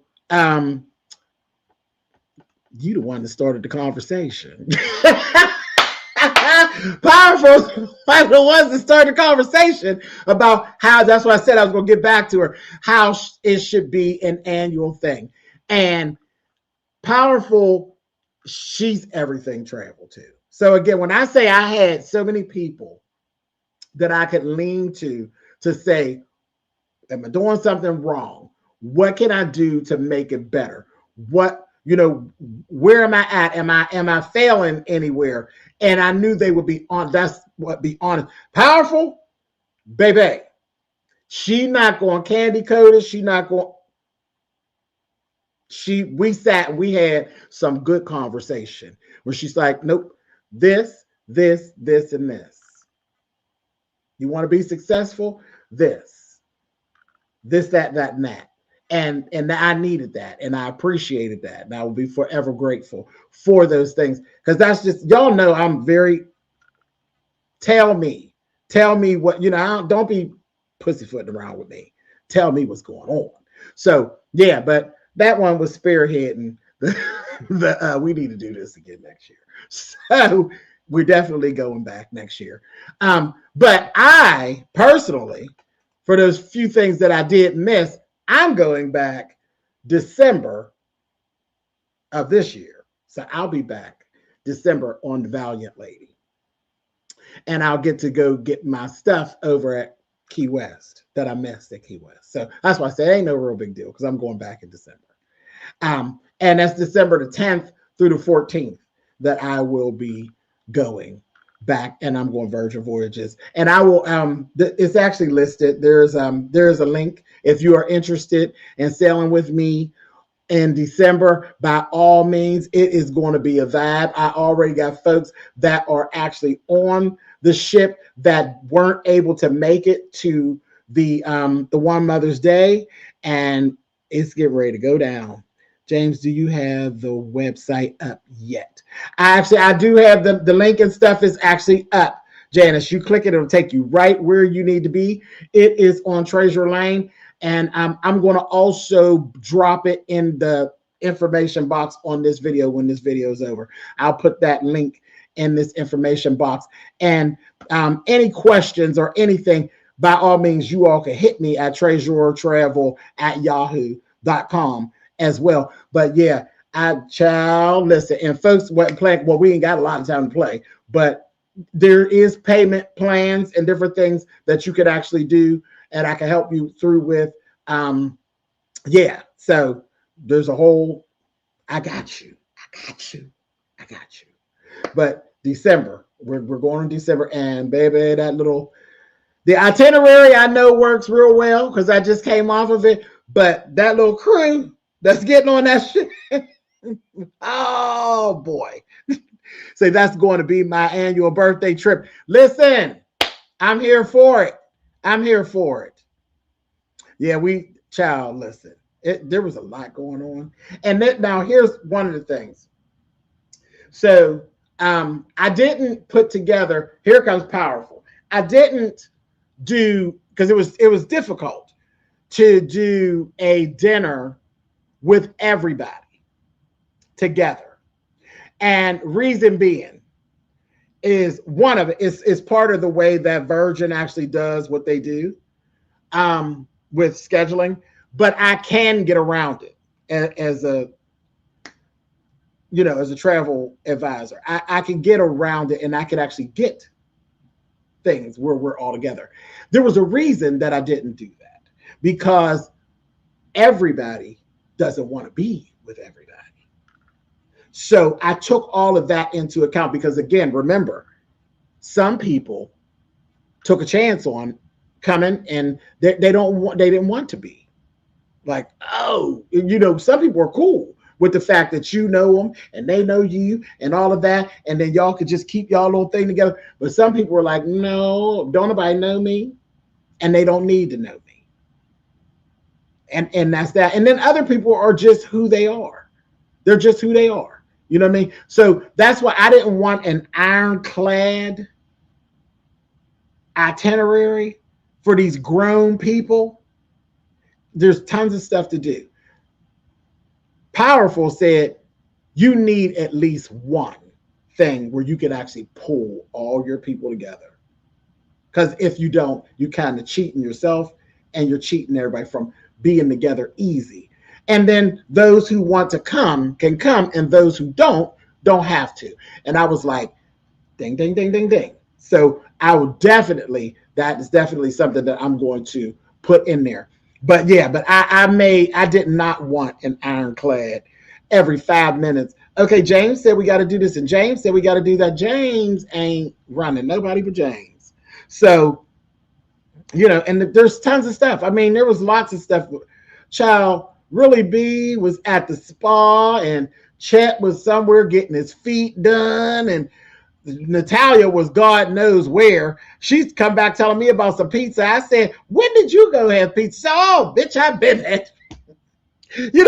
So I loved that for us, that everybody felt free to really do what they do. I had dinner with Hulk and Juan Key, and it was, I was able to do the little thing, and then they used their black band privilege.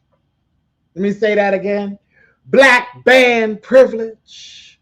And they had an awesome because when you got the black band, you actually have not just me, but you actually have other people who are at your beck and call as well. And their lady was cool. She got them in onto a dinner at the steakhouse that I already had scheduled. And she maneuvered it and got it done, baby. I said, okay. So we had a fantastic dinner together. It was quite a few of us. But yeah, that was the one that I had with Wonky and Hulk. And then, like I said, I went to Gumby. Gumby was, that was so funny. At Gumby, they kind of like to separate you out and put you with different people that you don't know. Child,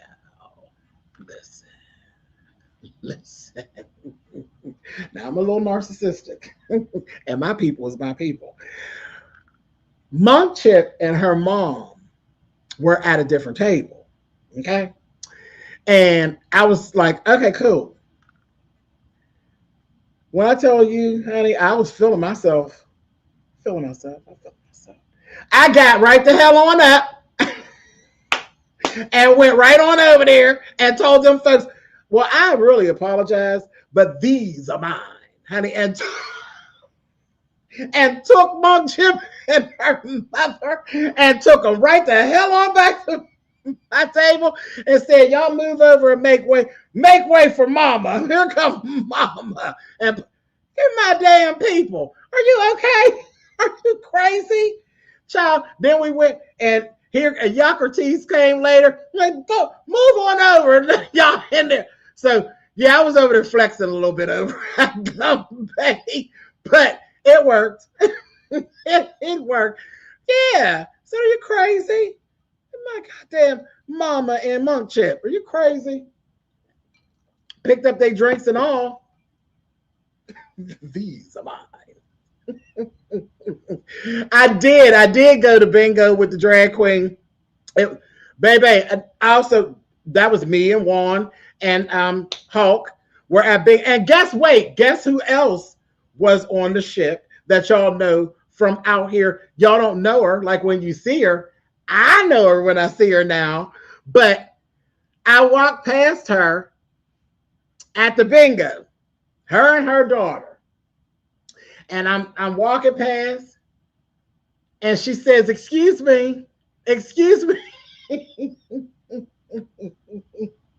I turned around and I said, okay, because they had put down like it wasn't planned, but there were so many of us that went to the bingo. They had a little row and they kind of like fixed it up so we could be in the row together. So that was really, really cool too. It was really B didn't get in. She messed around and pissed around and messed around and played around till she couldn't get in to the bingo. She came in and talked to us. And then when she went to go back, it was like, it's sold out. So she ended up going on about her business, but all of us was down there together. Baby, the prizes down to the bingo. I thought it was going to be a cute little bingo, like some little cute child. There's only 4 games. One game was like it was $500 I think it was $567. The next one was like a little bit more than that, almost double. Then another third. And then that last game was over $2,000. I said, baby, they playing bingo up in here. I was like, oh wow, I thought we was playing for, I thought it was gonna be something cute. Like I didn't even think it would be money. I thought it would be like gift certificates or hell, I don't know, bragging rights. Child, no, they was giving away cold, hard cash. You win, they said, okay, now go over to the window and scan your bracelet, and they put the money. I said, okay. Then they pulled two people from the audience, and they said, this is the time when you get to lip sync for your life. Me and Juan Key just looked at each other. Said, really? They knew not to pull me and Juan Key. We'd have tore that mother. And they started playing, I Want to Dance with Somebody. Whitney here. I said, Juan. He's like, mother. Baby, we'd have turned that whole ballroom out. But it was cute. It was cute. If it would have been me and Juan, though, child, me and Juan would probably got contracted to come back and work the ship. Child, we'd have lit it up, buddy. But they got bottles of wine just for that. It was real nice. Like, I really enjoyed it. I really enjoyed that. So let me tell you who I saw when I was coming by. I'm walking by and she says, excuse me. And I turned around, I said, yes. And she said, is we live, whore? Whore, is we live? Baby, when I tell you I fell out. Can you buy me some chips? My sugar look. I'll buy you anything you want, Lieutenant Blanco. What you want? Some chips, some pops, some chicken? What you want? I'll buy you anything you want. I know what you're talking about. He's talking about a story that I did over on Spillitboy TV about me being that bingo and some lady begging. Oh, so I can't outrun my past. I'm sorry. I cannot. But it was Dominique Devereaux from the chats where y'all seen her. Dominique Devereaux. Oh, man. It was so good to get to talk to her. Oh, she is funny. Do you hear me? She is funny and just as cute as she want to be. And child, she got a smile that just lights up the room, honey. And I was like, you know what? She got me though. She said, is we live, whore? Oh, is we live? I about fell out on that floor. Said, oh my gosh. So that's what I said. I was seeing my people all over the place. Seeing them all over the place. Having a ball. But yeah, so the bingo was good. Then I went to the show called Misbehaving. And I almost didn't go. I'm so glad I went to that show. That show was a mess. Oh, that show was a mess. It was a mess. I said, oh my goodness. And I came in and I went to that one by myself. Went over there. I got my other lady. I don't want to use her real name though. I don't want to use her real name. I'm just going to say my club buddy. I got two club buddies, but my club buddy who was actually on with us, and so much fun. And she'll be on the other stuff. But yeah, that was my club buddy. I didn't have to worry about going to the club. I knew I was going to run into her in the club. I was in the club every night. So I knew I was going to run into her. There's two people that I knew I was going to run into the club. It was her, and then there's one of our girls, one of my LGBTQIA girls. She's the L, and I met her, and she's a stud. She's a stud. I said, why not all these boys on this boat? I'm hanging out with the stud. And I loved it. We had so much fun. And I knew she was going to be there every night. Then I ended up meeting her wife. Pretty, just as pretty. I met her on the beach when we got over to Bimini, to Bahamas. I met her wife. I I didn't think your wife, she talked about her wife, but I didn't think she was there. So where your wife be at when we be doing all this? She's like, she's in the room sleep. I said, oh, baby, we having a good old time. When I tell you we was bringing in the midnight hour, honey, I said, come on. Child up there at the galley at 2:30, 3 o'clock in the morning eating bacon. Wife sleep. Y'all having a good time. But yeah, so we met. And that was so cool. We got to meet them, and I keep it in touch. We keep in touch and everything. I met multiple folks on the boat that I kept in touch with, and yeah, one of the ladies is actually going to be here. I'm actually going to a boat ride that's here in town next month, and she'll be here for that. She's coming down to Pittsburgh for that, so I'll be seeing her soon. Yeah, and that whole conversation started about my pants. Me and Z and Jazz moseying through, and she like, oh, I got to have them pants. I got to have them, and I'm like, girl, you can have them. And we laughed, and then we just kept on running into each other and talking, and then we exchanged information before we got off of the ship. And we've been keeping in contact ever since, but I'll be seeing her shortly here in Pittsburgh and in about a month. So, I mean, but that again, I don't meet strangers. It just, right. No kids, Miss Honey, no kids, none. Not a crumb snatcher in sight. I told you, it was too much kids when mine was on the phone going through the damn thing, talking during customs, the damn phone lighting up. I said, Lord have mercy. How embarrassing. But the boy needed something. So it was what it was. The boy needed something. He's doing his little travel thing. So I said, Lord have mercy. So let me see. So Dominic Devereaux. Oh, I went to Misbehaving. I went by myself.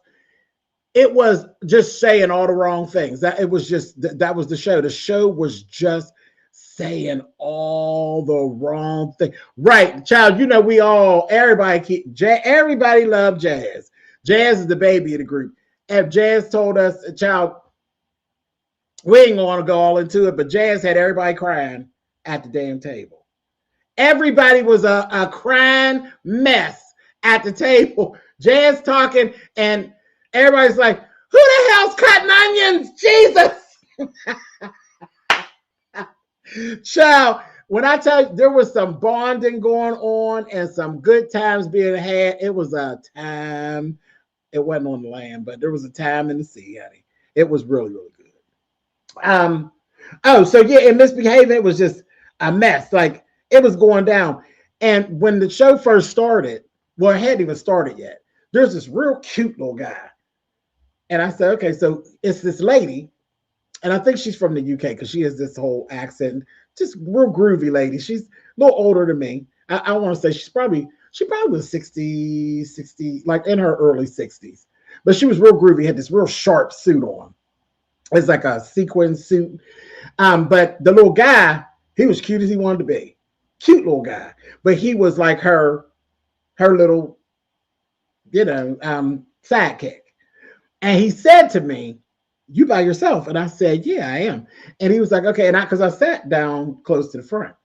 And he was like, all right, so if I tell you to touch me, would you be okay with that? And I'm like, what? He said, if I tell you to touch my nipples, would you be okay with that? And I said, yeah, okay.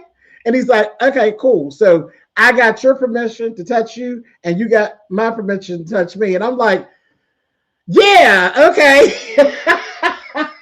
I was like, what are we doing here?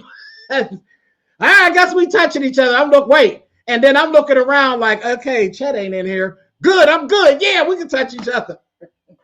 Okay, look, the muscle ain't around. He gone. So yeah, you won't get beat up or nothing. Just don't worry about it. So, and I'm laughing. I'm like, okay, key. That's the key. All right, cool. No problem. Go on. And that's that. And I just laugh. And the show starts. They're doing the show, and the show is fun and all that. And then it got started. And I said, whoa, wait a minute. He is actually a aerial circus person. He sings and he dances and he does all this shit. He did this whole little thing, and he goes and he spins up on the thing, and he's doing all this, and then he comes down from the ceiling and then straddles me. It's like, okay, you're on. I was like, okay. Well, you know, I'm a performer as well, so I performed. And I'm just going to leave that there. But the name of the show is Misbehaving, and it was very interesting. Glad I ain't got no footage of that, but that was interesting.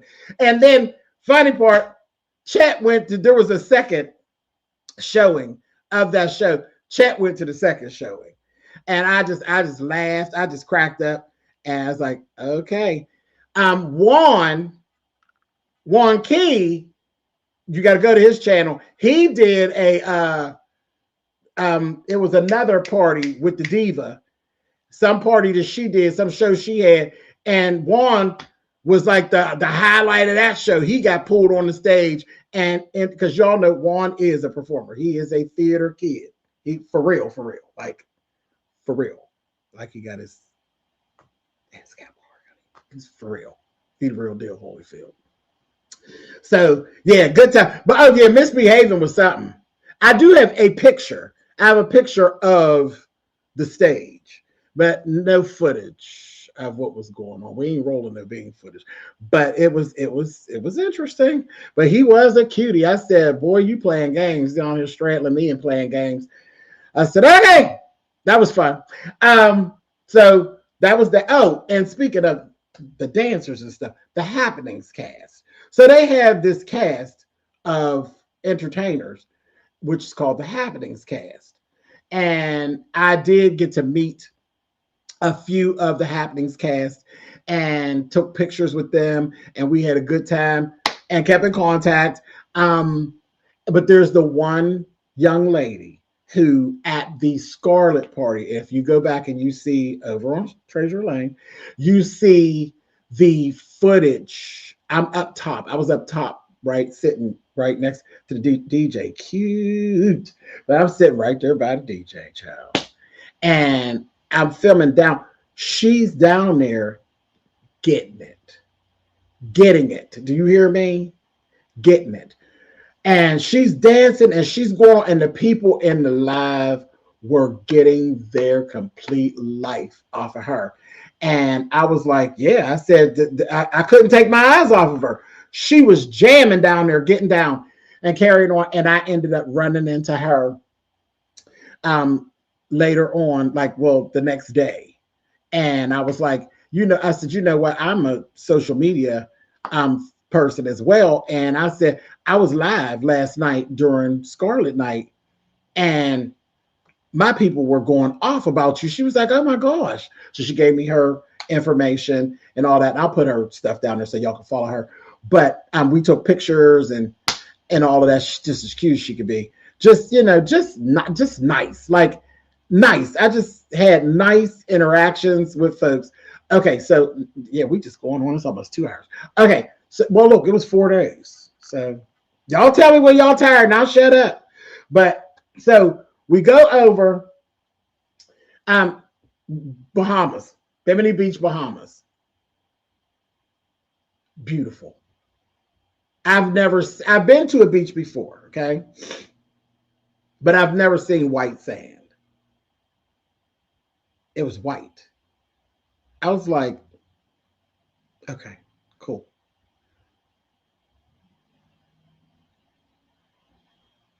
Nothing like what I thought things were going to be. And like I said, I've been to a beach before, but I never would approach the water because I always was freaked out about where the water and the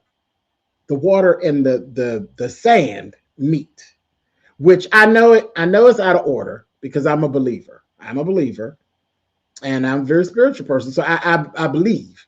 And I know that I'm not supposed to question it because I know why it stays like it stays. I know why.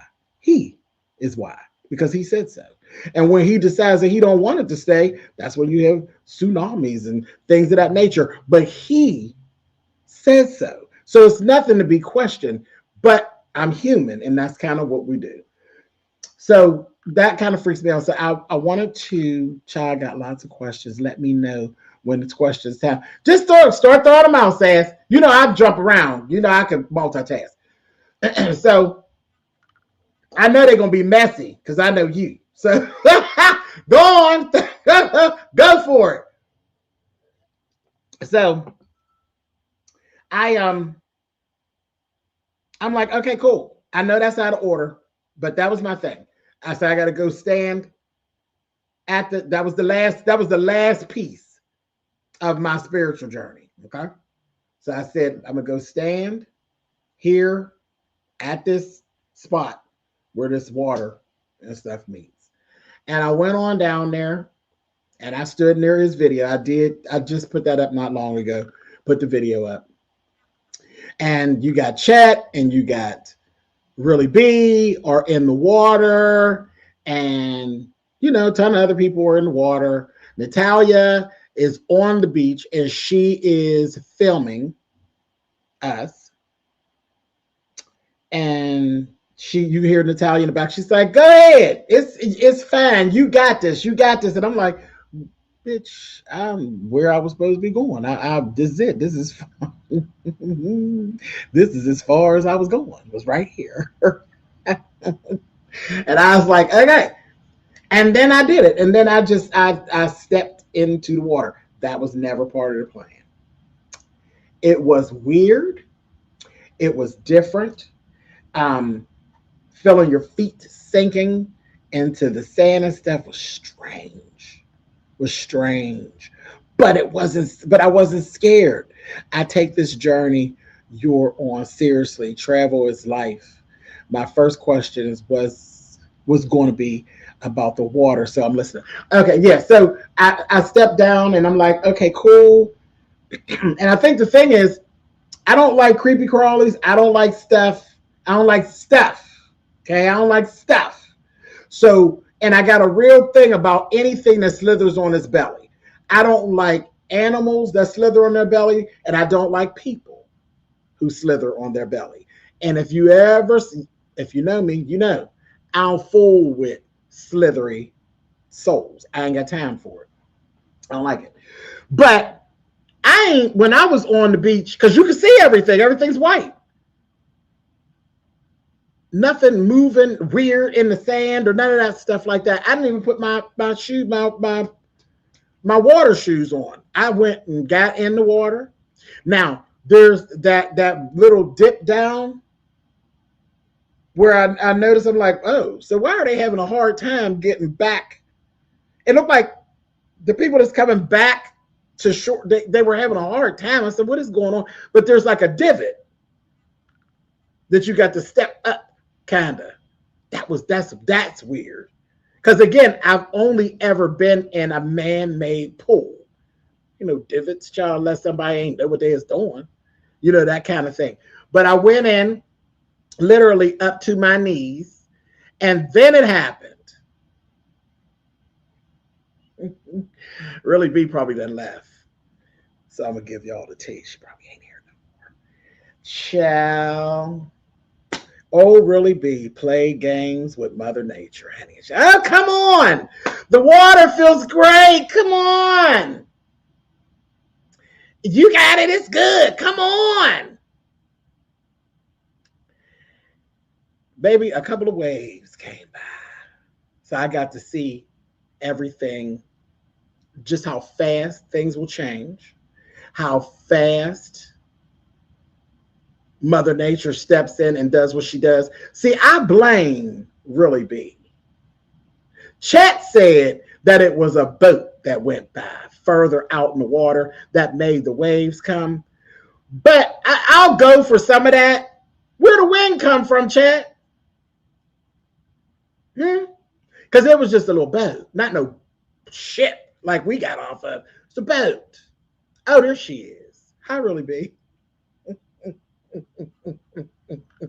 Hey, really be. So, the boat, Chet, like I said, Chet said that the boat made the waves come, and but I'll go for that. But it got windy, and you can see it in the video because I told you my outfit is two pieces. It's not one piece; it's two pieces. So you gotta move. You can see, and so it was kind of like going, and then there's a wave. Then there was another wave, and I'm like standing there, and then the wave came by and it knocked Really B's ass out. I said, girl, see, Mother Nature told you to quit playing with her. She said, quit playing with me. Girl, that wave came faster and knocked my daughter over. Child knocked her down. I said, Lord have mercy. So Chet is trying to, Chet and him too, because he's bigger than Really. He's tall. Chet's like 5'11". Really B's like 3 foot. So it knocked her a little bit. And so then after that, there's another one, and you can see other people it's like moving the people. I said, this right here is the power of the Creator. Like, I run all this shit, all of it. And that little swimming that they thought they was doing wasn't nothing. They was swimming, honey, and the wave said, get over there. So after that, Really, I'm looking at Really, and I'm like, okay. So she get herself together, and then here come another one. And then this one just took my girl down. It just took her down, took her out. She disappeared. I said, where'd she go? Took her down. She was gone. I said, see. Now, Really, I fault you for all that. Every bit of that. All of that was your fault, Really B, because all you had to do was just be in the water. No, you want to come on in and Mother Nature said, I made him scared for a reason, and I'm going to show you since you're doing all this talking.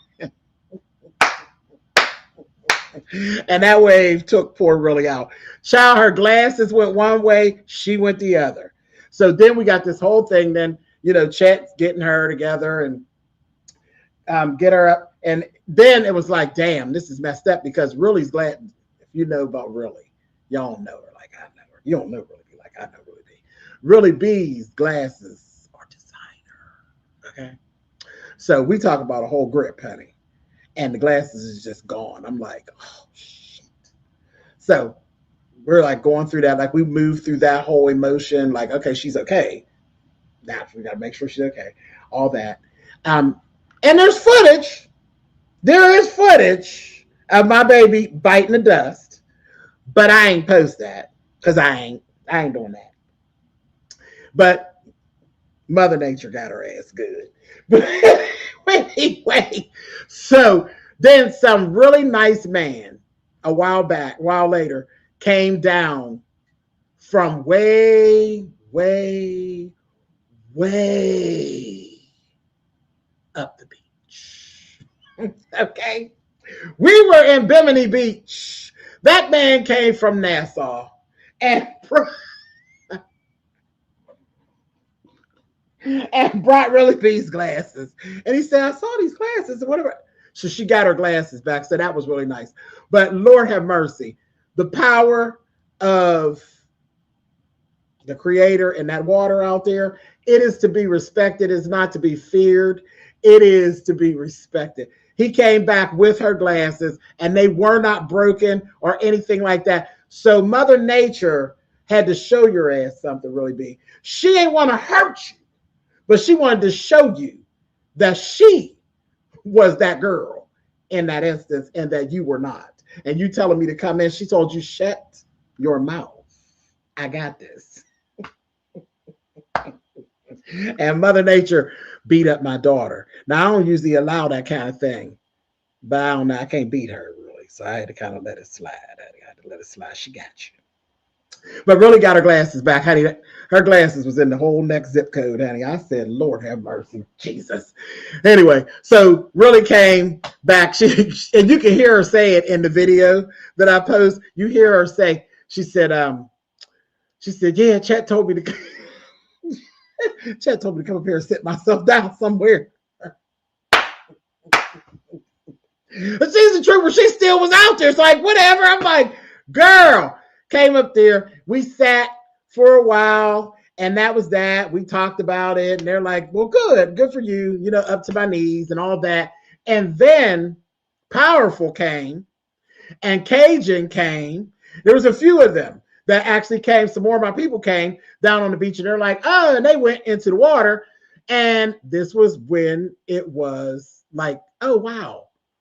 Because I didn't even think about it. Here we go, Sass. So, and also Miss Leslie, I didn't even think about it. They all in the water at this point.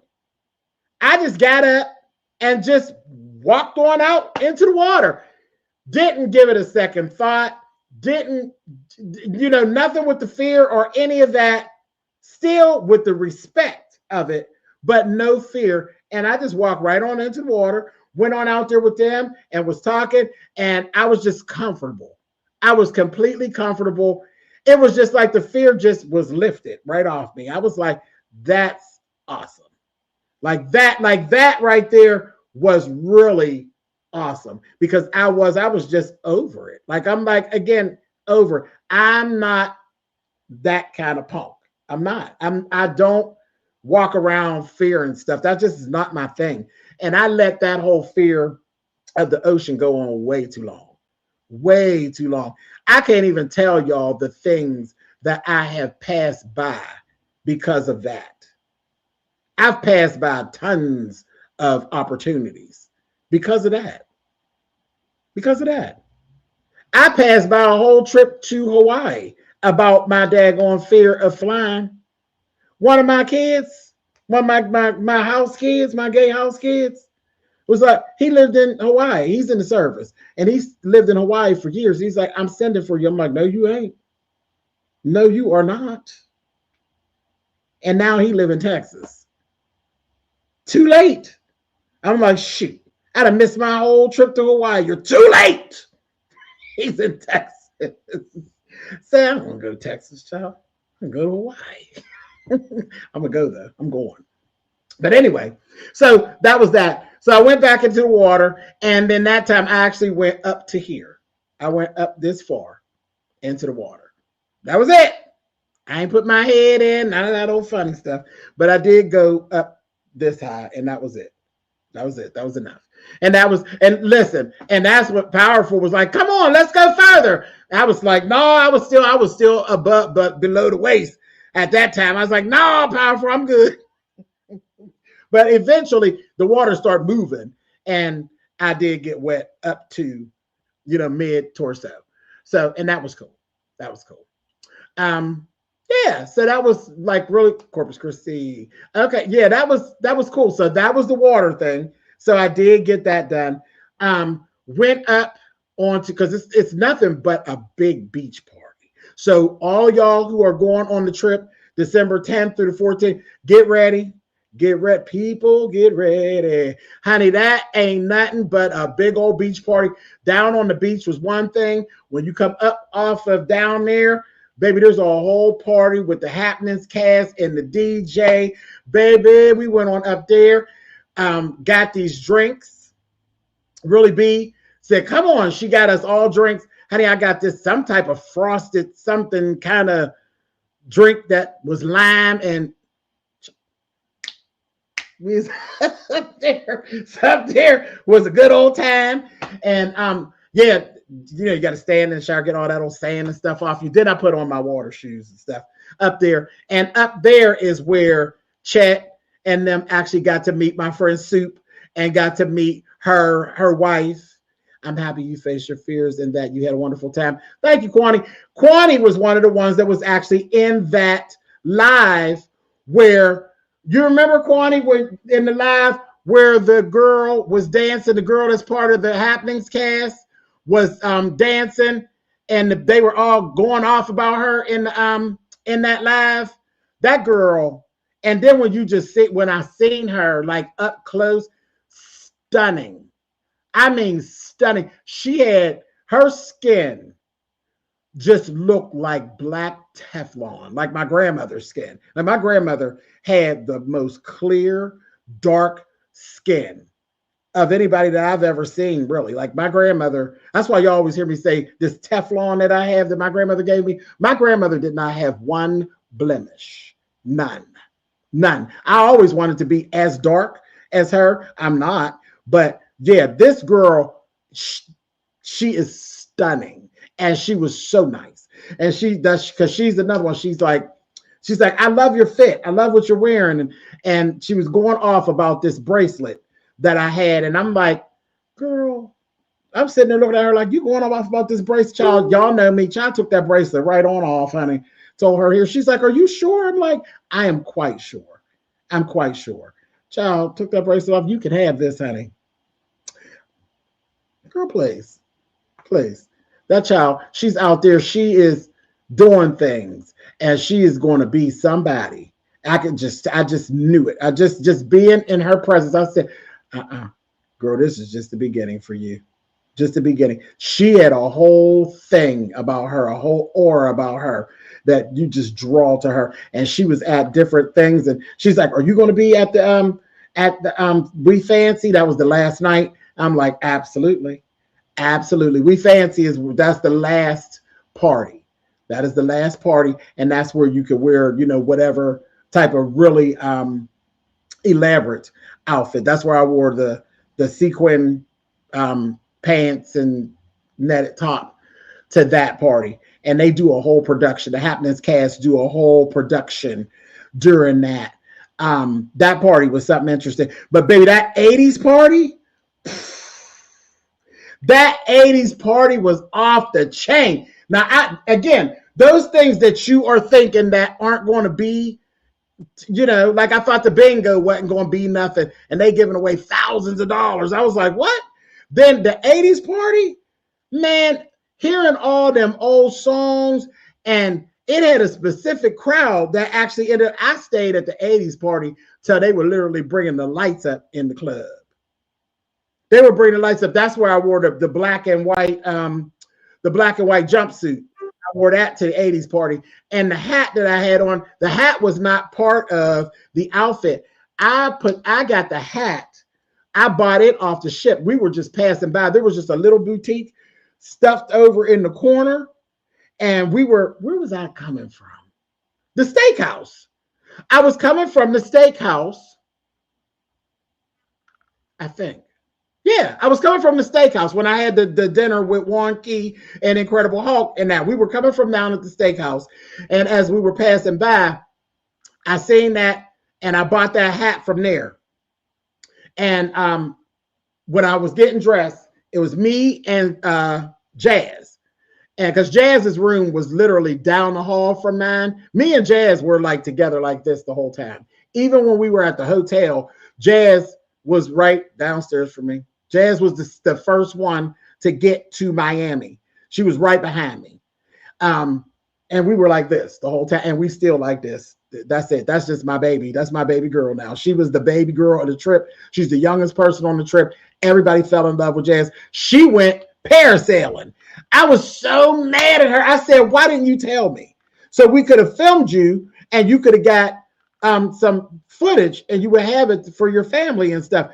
But she went parasailing. And I said, but that, the good thing about that, if she would have even thought it out, she probably wouldn't have did it. And that was like the thing, like with me walking into the ocean. If I had thought about it, I probably wouldn't have did it. But she went parasailing. I was so proud of her. I'm like, oh my God. Now that, I don't know about that now. But yeah, parasailing. I said, okay. But yeah, I bought the hat from there. But yeah, that 80s party was off the chain. Oh, but what I was saying, so Jazz told me, she said, do me a favor. I was all the way dressed and she's sitting there waiting on me. And I put the jewelry on that. And she's like, do me a favor. She said, you ain't got to take my my advice, I said, just say it. I tell you all the time, I am just so easy and so open. Just tell me. She said, I want you to put that hat on with that just so I could get a mental picture of what it would look like. I said, you over here trying to style me, Jazz? She gonna say, I know. Please don't be offended. I'm like, offended?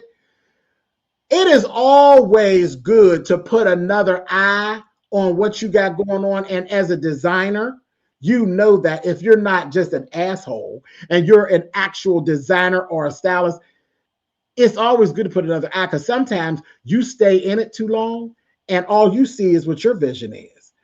I put that hat on and she was like, oh yeah. And when I looked in that mirror, I was like, wow, I would have never thought to even, I just bought the hat because I thought the hat was cool. I didn't know what I was going to wear that hat with, but I was like, never thought about it. Not in a million years did I think I was going to put that hat on with what I had planned, because I had everything all planned out for that outfit. Everything all planned out. It just went right along with it. I was like, wow. So that was cool. But the 80s party was off the chain. I had a good time at that one. Good time. I had a good time at that very last party. I thought the very last, child Natalia bought all kind of stuff. All kinds of stuff. All kind of stuff. All kind of stuff. I come back, Natalia had a whole bag of stuff for me. Whole bag. And it's so funny because generally, I'm ready to tell this. Generally, when Natalia buys me things and gifts me things, it's usually stuff for me long. It's usually from my drag persona. But I be clocking her. She bought me all boy stuff. I guess she said, this is the realm that you in. I'm gonna let you be there. I had cool little baseball caps and t-shirts, and the folks here in town been loving my little stuff that I've been wearing, my busting out with my little Key West shirts and stuff. Natalia. So I'm trying to think, what else? Oh, the pizza shop. So we went to the pizza. The pizza was one of the things I wanted to do, to try the pizza, because people always scream off this pizza. Because it stayed up until like 2:30 in the morning. And the pizza, it was good. It was like thin crust. It was good, but it wasn't, I don't want to say it wasn't what I expected. It wasn't what I had planned in my head. See, in my head, I wanted toppings. And it was kind of basic. They kept things basic. There was different, well, basic in their realm of basic. I mean, they had like multiple different kinds because they groovy like that. But I was thinking, grown people like shit on their pizza. Grown people I wanted mushrooms and sausage and pepperoni and load it up. Load it up. I can't stand just like pepperoni pizza. I don't want that. That's for kids' parties. That's kids' parties when you go to a place and they say, oh, we're having pizza, and it's cheese pizza or pepperoni pizza. I'm like, so this is for 5-year-olds, huh?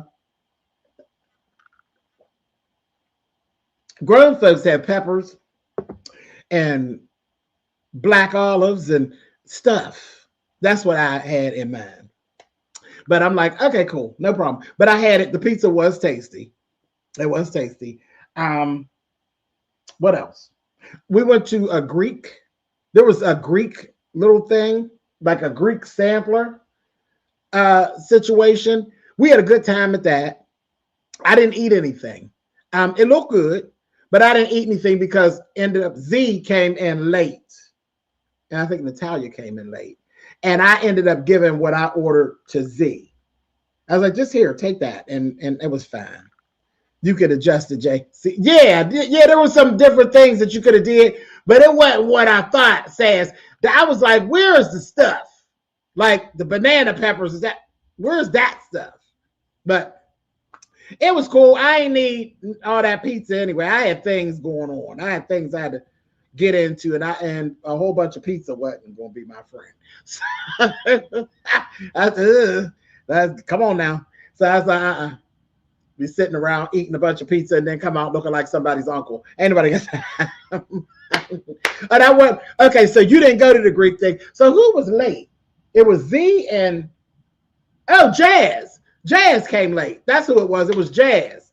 So yeah, it was Jazz and Z that came late. I'm trying to think. My drunk ass ate it, but I wasn't impressed. Child, did you have a good time on the ship, baby? What happened? You don't like to lick the key lime. You didn't like the pizza. Well, what happened? You like the drinks. You like the drinks. He ain't say nothing about the drinks. There was so much. Look, my people had a whole and just silly stuff that I couldn't even plan. My people sat over there on deck 7, back at that door. I said, I keep ending up back here at this door.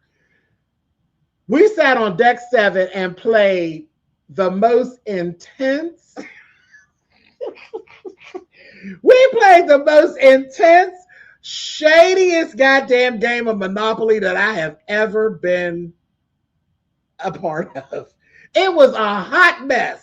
It was a hot mess.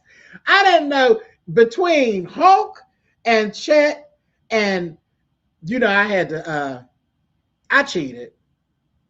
I did. I cheated. So what? My trip, my rules. I took and Hulk and Chet was battling so hard over this stuff that I just took and gave Juan Key all my money and properties so that Juan could win the game. They was over there trying to sell each other stuff and carrying on. And I said, hey, Juan, here, take these. They just looked at me. Here, Juan, take some more money. See, that's how you do it. They was too busy paying attention to each other. And they didn't know that the little boy over there with all the hair was sliding by, beating their ass. It was interesting, but that was the shadiest 2-hour game of Monopoly I have ever seen in my life. It was a mess. And then and we keep running. We doing shifts, running back and forth, getting ice cream from Lick Me Till I Scream. A mess. We had a good time. It was a good time. A good time was had. I had a good time. I really did. And there really is nothing that I would change. There's nothing I would change. There's a few things, like I said, that I missed that I will pick back up on when I get there in December. When I get there in December, I'll pick back up on there. And that's that. Okay, last thing I'm going to tell y'all before we go. And trust me, this all wraps it. Oh, go ahead. What's the next question? Okay, my next question about the balcony is the infamous hammock. I got a video over there. Shut up, Natalia. We had a whole moment about that hammock, me and Natalia. She filmed me getting into the hammock, child struggling to get in it and sitting in it wrong. And then the fact that it's swing, a whole mess. There actually is a whole video on Treasure Lane about me and my me versus the hammock, child. That hammock, I can see where that hammock gets people into trouble. I can see it. Where it gets people into trouble. Oh, yes. Yes. A hot mess. James, is the trip in May the same amount of days? Yes, Miss Ashley, it is the same exact itinerary. I kept everything exactly the same. The itinerary is exact. The only difference is we're going to be on the Scarlet Lady as opposed to being on the Resilient Lady. But the thing about their ships, they're all the same. The layouts are all the same. So literally, we are doing it again. Like we doing it like Richard Pryor and who was that? Richard Pryor and yeah, we're just leaving Richard Pryor. We didn't mention that other person. Let's do it. Y'all remember Let's Do It Again? That movie? That's what we're doing. Let's do it again. I want to do it again. It's gonna be fun. So that's gonna be fun. Same thing. It's the same itinerary in December as well. So if you want to go before, if you don't want to wait till May, December is the same itinerary, but I'm going on the Valiant Lady in December. So pulling back in. So we leave the Bahamas. I go to the party.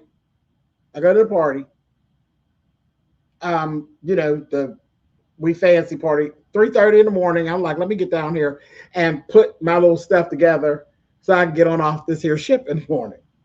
Now, I go, and my curtains weren't pulled all the way shut. They weren't pulled all the way shut. Not Sydney Portier. I'm fine with Sydney. Sydney, cool. That ain't who I was keeping unmentioned. Bird. Sydney is the man. Sydney Portier. Yeah, he's the man. My curtains weren't pulled all the way. So generally it's completely black out, it's whatever. We're supposed to dock at like 6:30. So it's about 3:30, 4. Well, we'll say about 4:30. 4:30 in the morning.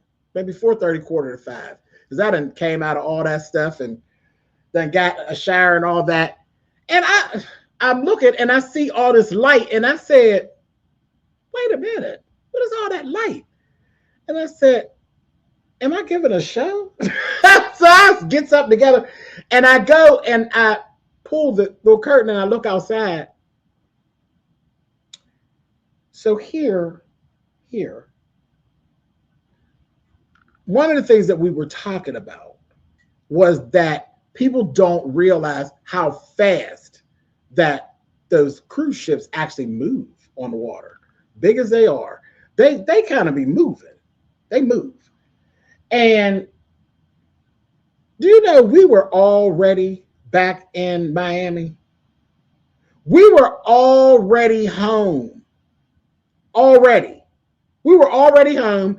And I've seen all these lights because we had pulled into port and parked next to another ship.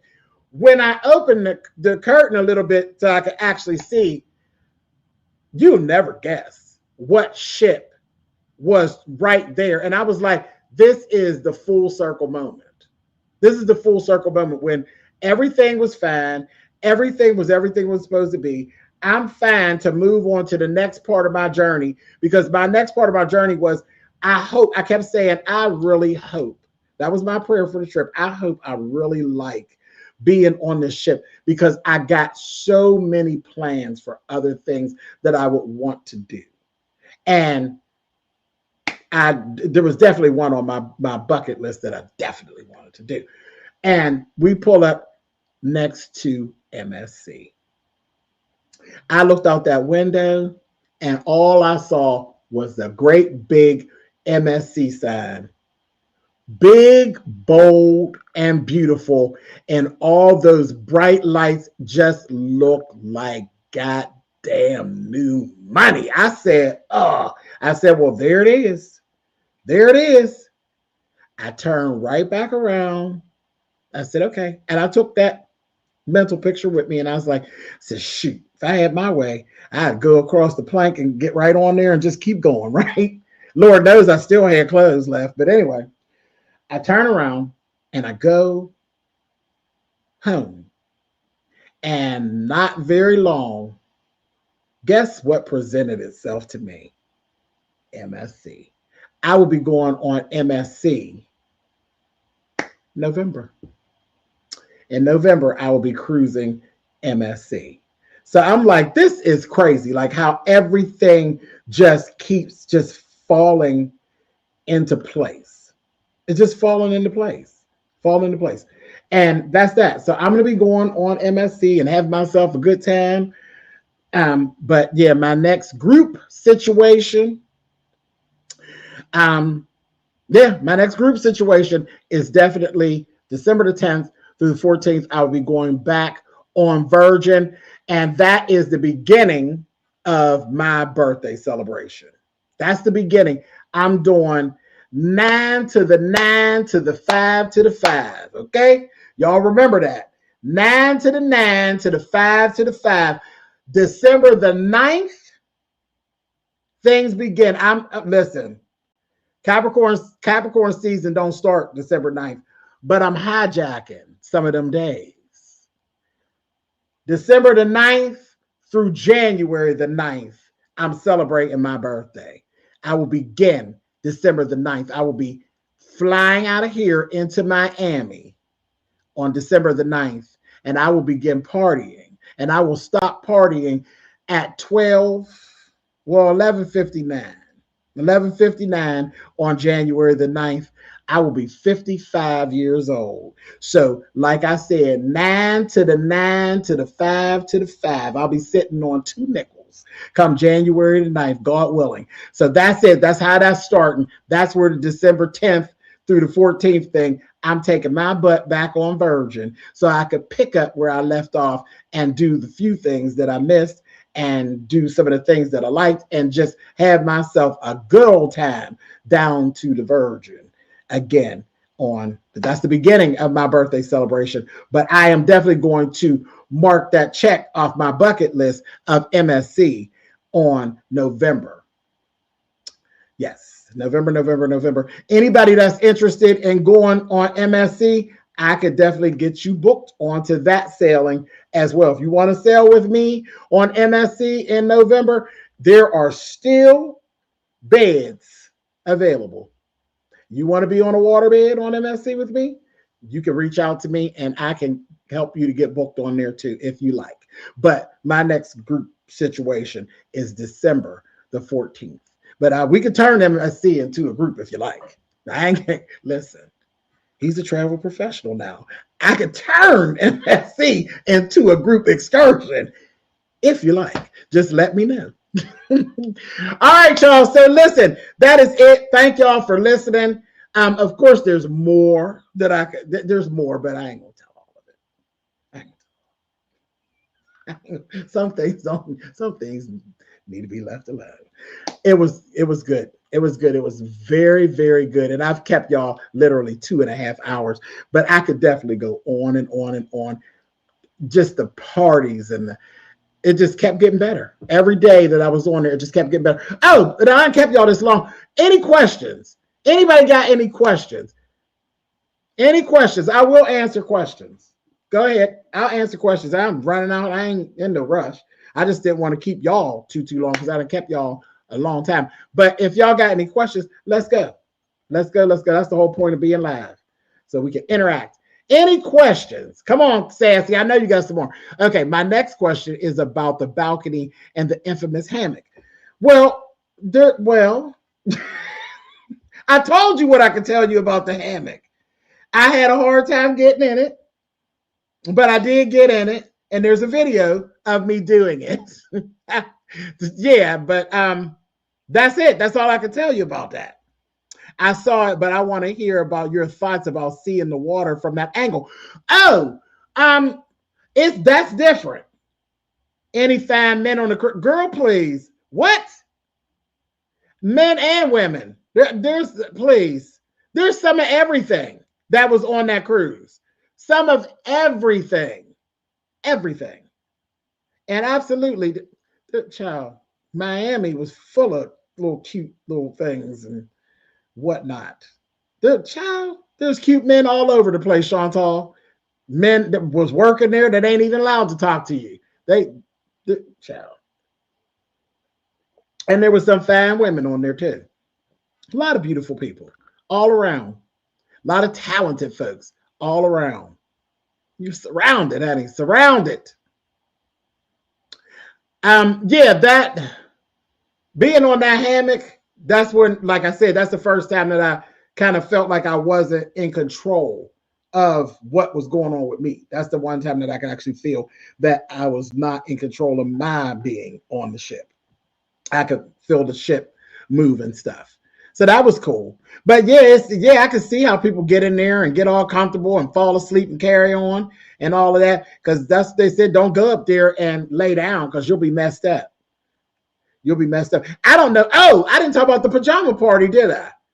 Oh, I didn't talk about the pajama party was everything. That's the very first night. After you do the sail away part, as if that wasn't bad enough. Because the sail away party was everything. Later on that night at like 11:30 is the pajama party. And that's what I hear a lot of people. I see that a lot with people's vlogs. A lot of people miss the pajama party because it's such a full day that they end up falling asleep. That's what they said. I seen that in my travels, in my studies. Do not get in the hammock on day one because you will mess around and miss the pajama party. And I was like, no, I had a cute little pajama set. So I had two actually, but I chose the long night shirt and the little genie pants. It was cute. It was cute and blue and black. So I definitely wasn't missing that. And I'm so glad I didn't. That pajama party was everything. Really B left early. I said, really B, what is really going on? But she do me like that. When I come down to the DMV, really B will walk out and leave me in the club. She can't hang. She can't hang. Cannot hang. My cousin was a cruise director for years, but he passed. He loved it. Oh, well, I'm sorry to hear that. But yeah, I have ocean dreaming. I have one of my gay house children. His name is Martell. Martell was a dancer. He's a professional dancer, and he danced on cruise ships for years. That's why I'm like, I've been around the culture for a long time, and the stories and the pictures but I was like, I ain't getting on there. Not at all. But Martell has been all over the world. All over the world. He'd have been to so many countries and carrying on. Yeah, that's what he used to do for years. We all fell asleep and didn't make the pajama party. Oh, no. No. That pajama party is a vibe. Look, pajama party had some tasty peas. Listen. Yeah, the pajama party was all right. It was all right. And yes, I will leave you at the club and go home. Yeah, like who does that?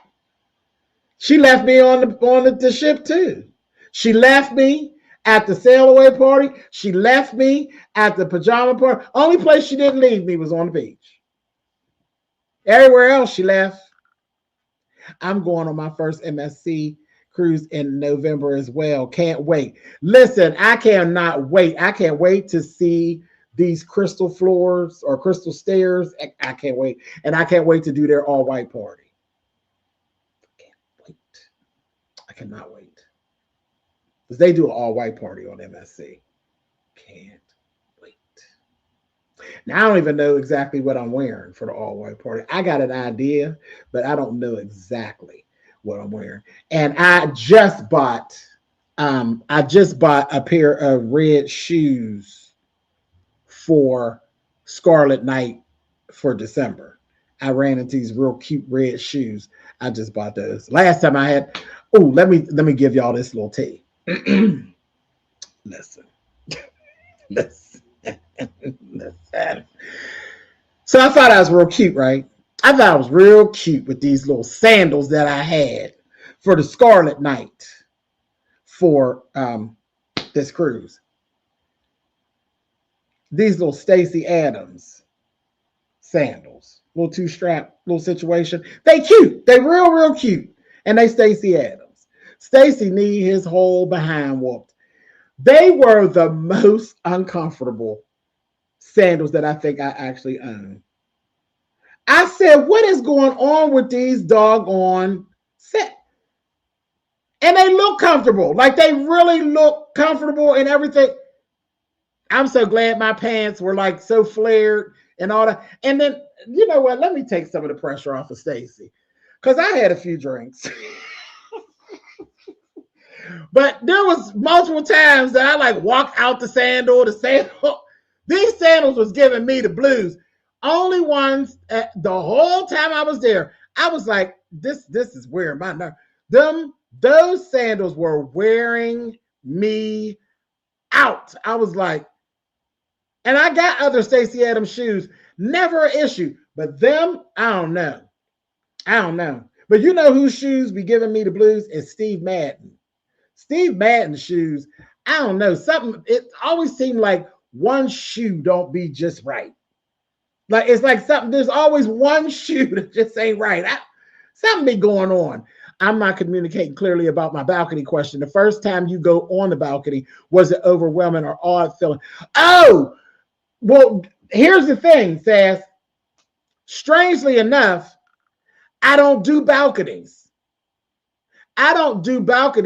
But for whatever reason, I was comfortable on the balcony on the ship. My mom, where my mom lives, My mom's apartment has a balcony. You couldn't pay me to get on there. You cannot pay me to walk out of that sliding glass door and stand on that balcony where my mother lives. You could not pay me. But I was so comfortable because I did there's other videos where I just sat out there, and the day that I got off at Key West, I did a video because I had on the crocheted outfit, and I was just sitting on the balcony just talking to you all. I was totally comfortable, and I can't even explain that. I can't even explain that. Totally comfortable out there on that balcony. I was totally comfortable when I went on Yocrates's balcony, because his is big. Because I got down there and laid out on the he had those reclining chairs on his, because he's a rock star. He had 2 reclining chairs on his balcony. I was out there laying on that, clowning and grinning and taking pictures and carrying on. I was totally comfortable on there. So, James, what are you saying is you wouldn't go skydiving? But no, baby, I don't jump off of shit. No. See, again, that's a Jamesism. I don't jump off of shit. When I went to Vegas, I held everybody's purse when they went. What is that zip lining? I don't play them kind of games. But here's the flip side of it. I'll ride any roller coaster you put in front of me. I ain't never seen a roller coaster that I won't ride. Love them. Absolutely love them. But I don't jump off of shit. I don't do that. No, ma'am. No, sir. Ship balconies give me a whole nother respect for the ocean. Yeah, I loved my time on the balcony. And I can't imagine that I'll ever cruise without a balcony. Because at my MSC, I got a balcony. I can't imagine that I'll ever cruise without it. I was on there every day. Even me and because me and Natalia, when Natalia came up to my room to visit, we sat out on the balcony. She came because she went out there one day. She came back up there. I was doing something, getting dressed, because Natalia be up and moving. Natalia called me, I think 7:30 a.m. every morning. I think it was like 7:30. Powerful and Natalia were like the first to rise. They were doing their thing. And Natalia called me about 7:30 a.m. every day. And I was like, girl, I just got here at 4, honey. But I would get on up and get myself together and be making my way. And because the truth of the matter is I could sleep when I got home. I sleep when I got home. Yeah, but yeah, that Natalia, here goes Natalia. Natalia be up and out. She definitely, when I say my sister explored the ship, this was her first cruise. And I could definitely say, if there was something to see on the ship, Natalia seen it. Natalia explored the ship. She went off. I was happy she was so comfortable because she went off by herself and I ain't know where she was. Say I'm from the Caribbean. We get up with the chicken. I can attest to that because yes, this thing, you was waking me up. Like, she said, "What are you doing?" I'm like, "What do you think I'm doing?" And that was the other thing. My television, you got a whole big old nice old TV hanging on the wall. My television, when I first came in, I did my mustard drill safety video on television. I never turned that television on again. The whole time I was there, it never was turned on again. I laugh when people say, "Oh, I watched a movie," and I don't know what movie they had playing. I don't know what video anybody was playing on YouTube or not. When I say I was out there living for the moment, I ain't looked at no damn TV. I said I watch Netflix when I go home. I got it. I got Netflix. I watch when I go home. I ain't turned that TV on, not at all. But there was tons of stuff to do. Tons of stuff to do. And it just was like, I see what people kept saying, James, that's not long enough. I think it's perfect for somebody that's never cruised before. I think it's perfect for somebody that might have some fears and different things like that. I think it's perfect for that. but I could definitely see why 7-day cruises are attractive and things like that. Because I was like, shoot, I'm just getting started. So I done been to one island. I'm ready to go on and hit it to somewhere else. Hey, newbie. I'm like, shoot, I could go some more. I told you, I could have just got on over there and went on MSC and just kept on moving. Me and my sister have a ritual of going to sleep to a movie. That's probably what would happen though, Sass, if I actually had tried to watch a movie or something. I probably would have fell asleep because I was constantly going, and you don't even realize how much walking you're doing. Those ships are huge. Ships are huge. They're huge. Exactly. 5 days. I may do it to meet you a bit. Like 10 to 12-day journeys. I've seen many. I've seen many. Yeah, I'll be on Royal Caribbean. I'll be on Royal Caribbean in February. My girl, Really BTV is hosting a Royal Caribbean trip that is themed. It's the Tribe Bowl. She went last year, she did it, and she is actually hosting again for the Super Bowl. She's taking a group over to Haiti. So we're going to Haiti on Royal Caribbean, and I will be on that in February. Y'all can actually go to her. Really, if you're still here, you could post your link to your page so they can get it. It'll take you to her. If she's here, she'll drop the link to take you over to her channel, to her community wall, and get the information if you would like to do that. That's in February of 2027. The people who was helping us on the rooms were nice. Oh yes. Oh child.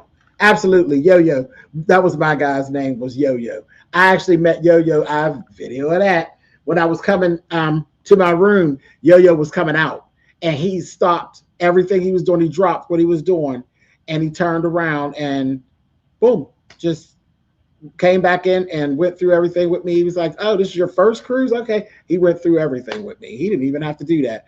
I said, yeah, I got to take care of Yo-Yo, leave Yo-Yo a nice little, you know, he was really, really nice. I've done everything from a 3-day to a 10-day. I know that's right. After watching the fellas arriving for the WC, I'm going to the Congo. Baby, they were clean. What they clean? They were clean. I said, okay, all righty. Cruising is a great way to see the world, multiple countries at a time. Right. I did. Yes. Right. I've seen that. I've definitely seen that. And I was like, interesting. Interesting. But I'm just glad that I actually liked it. So I can knock some of these things off this bucket list. That MSC, I am so excited about MSC. I don't know what to do with myself. But I can't wait to get up on there, baby. I told you, white party, and the staircase. If I don't do nothing else, ain't that crazy? It don't matter what else is going on, but there's tons of stuff going on MSC. When I went to do through the training and stuff for MSC, tons of stuff on MSC to see. But it's about me and them stairs, and that white party. Yeah, it's going down. But Virgin, I don't know if I'll ever be able to shake Virgin. I'm probably going to be stuck. I'm probably stuck with Virgin. I dig Virgin. I dig it. I dig it. Everything, the way that everything played out, the way they handled things, all the way down to the training I did for Virgin to become a first mate. And all. Virgin is cold-blooded. Virgin's cold-blooded. They are. So, yeah. You say Virgin's for the cool kids. Absolutely. There she go. There's the information for the Tribe Bowl, you guys. So that is what Really Be TV, and that's going to be in February. I think isn't the Super Bowl, isn't that Valentine's Day weekend?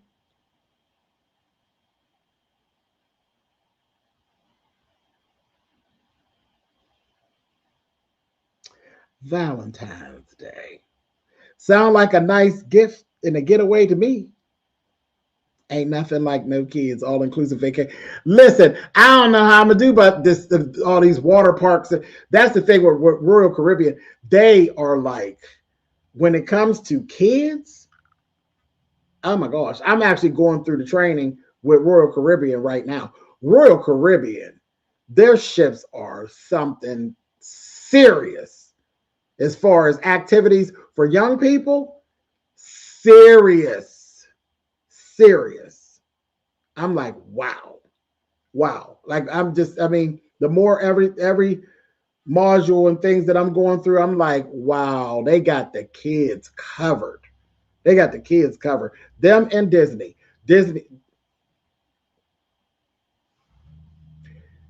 Just say Disney, Mr. Walt, say no more. Say no more. And that's the thing, truly, that you found. There is a child that is inside of all of us. And Mr. Walt Disney, he knew exactly what he was doing. And that brand, he stands on that. There's nobody of any age that cannot enjoy a Disney vacation. It's brilliant. Completely brilliant.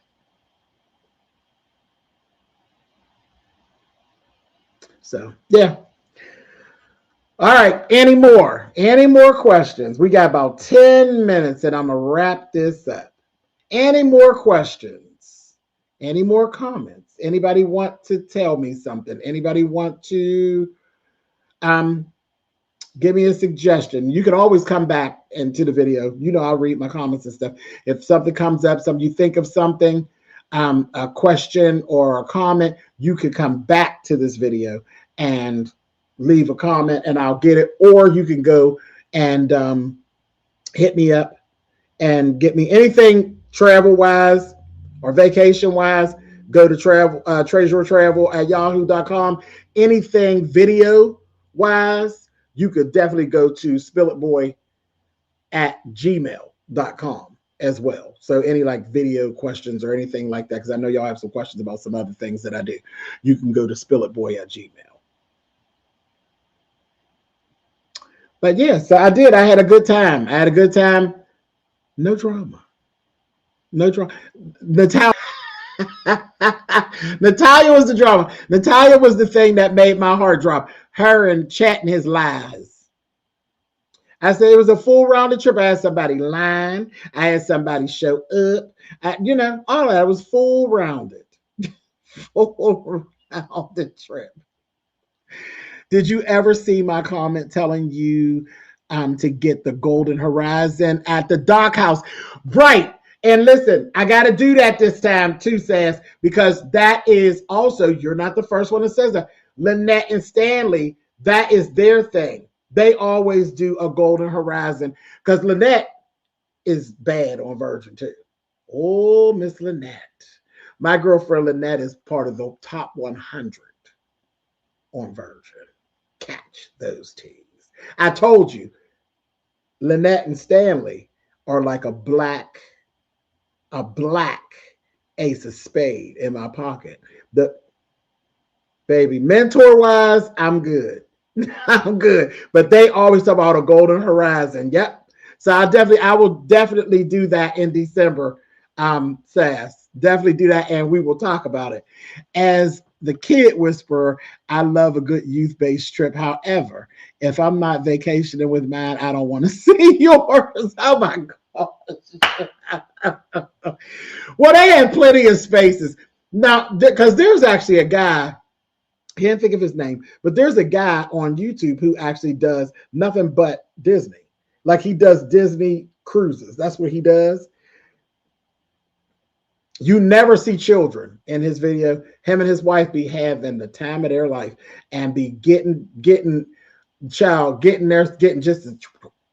and eating their delicious delectables and carrying on and having a good time on the Disney cruise. I think he's sailed. I think there was, the last time I was watching him, I think there was only 2 of the ships that he had not sailed. But yeah, he always says that, like, it doesn't matter what age you are, you will be able to see him. And I never see kids in his video. Never see them. Natalia had a girl. Natalia was wearing me out, honey. Had my blood pressure high. This has been a pleasure. Thanks so much. Absolutely, Sass. Thank you for watching. Really B, y'all can thank Really B, because Really B was after me. I told her, I said, I haven't done a sit down and literally talked about the cruise. I posted things, but I haven't sat down. She said, yeah, you might want to get on that. I said, oh, not the mentee becoming the mentor. So I said, anytime your protege start telling you things like that, I think you need to get your shit in order. She sure threw shade at me. I said, oh, yeah, I think you might want to. I said, okay, all right. Sometimes she thinks she's as tall as me, but she's not. She's not. I told y'all she's 3 feet. She better quit it before I go get Mother Nature after her again, All right, you guys. Listen, this has been wonderful. Thank y'all for hanging out with me. I appreciate it. Say don't make no damn sense. So, listen, more to come. More to come. I got a whole lot that I got my hands and feet into. So just keep your eyes on me. Keep your eyes on me. I'll be a little bit of everywhere, doing a little bit of everything. Not all cruising, not all traveling. I just got stuff coming. Stuff. So keep your eyes on me. And remember, 9 to the 9 to the 5 to the 5. December 9th, all hell is about to break loose. All right, y'all. I will see y'all around. Bye, y'all.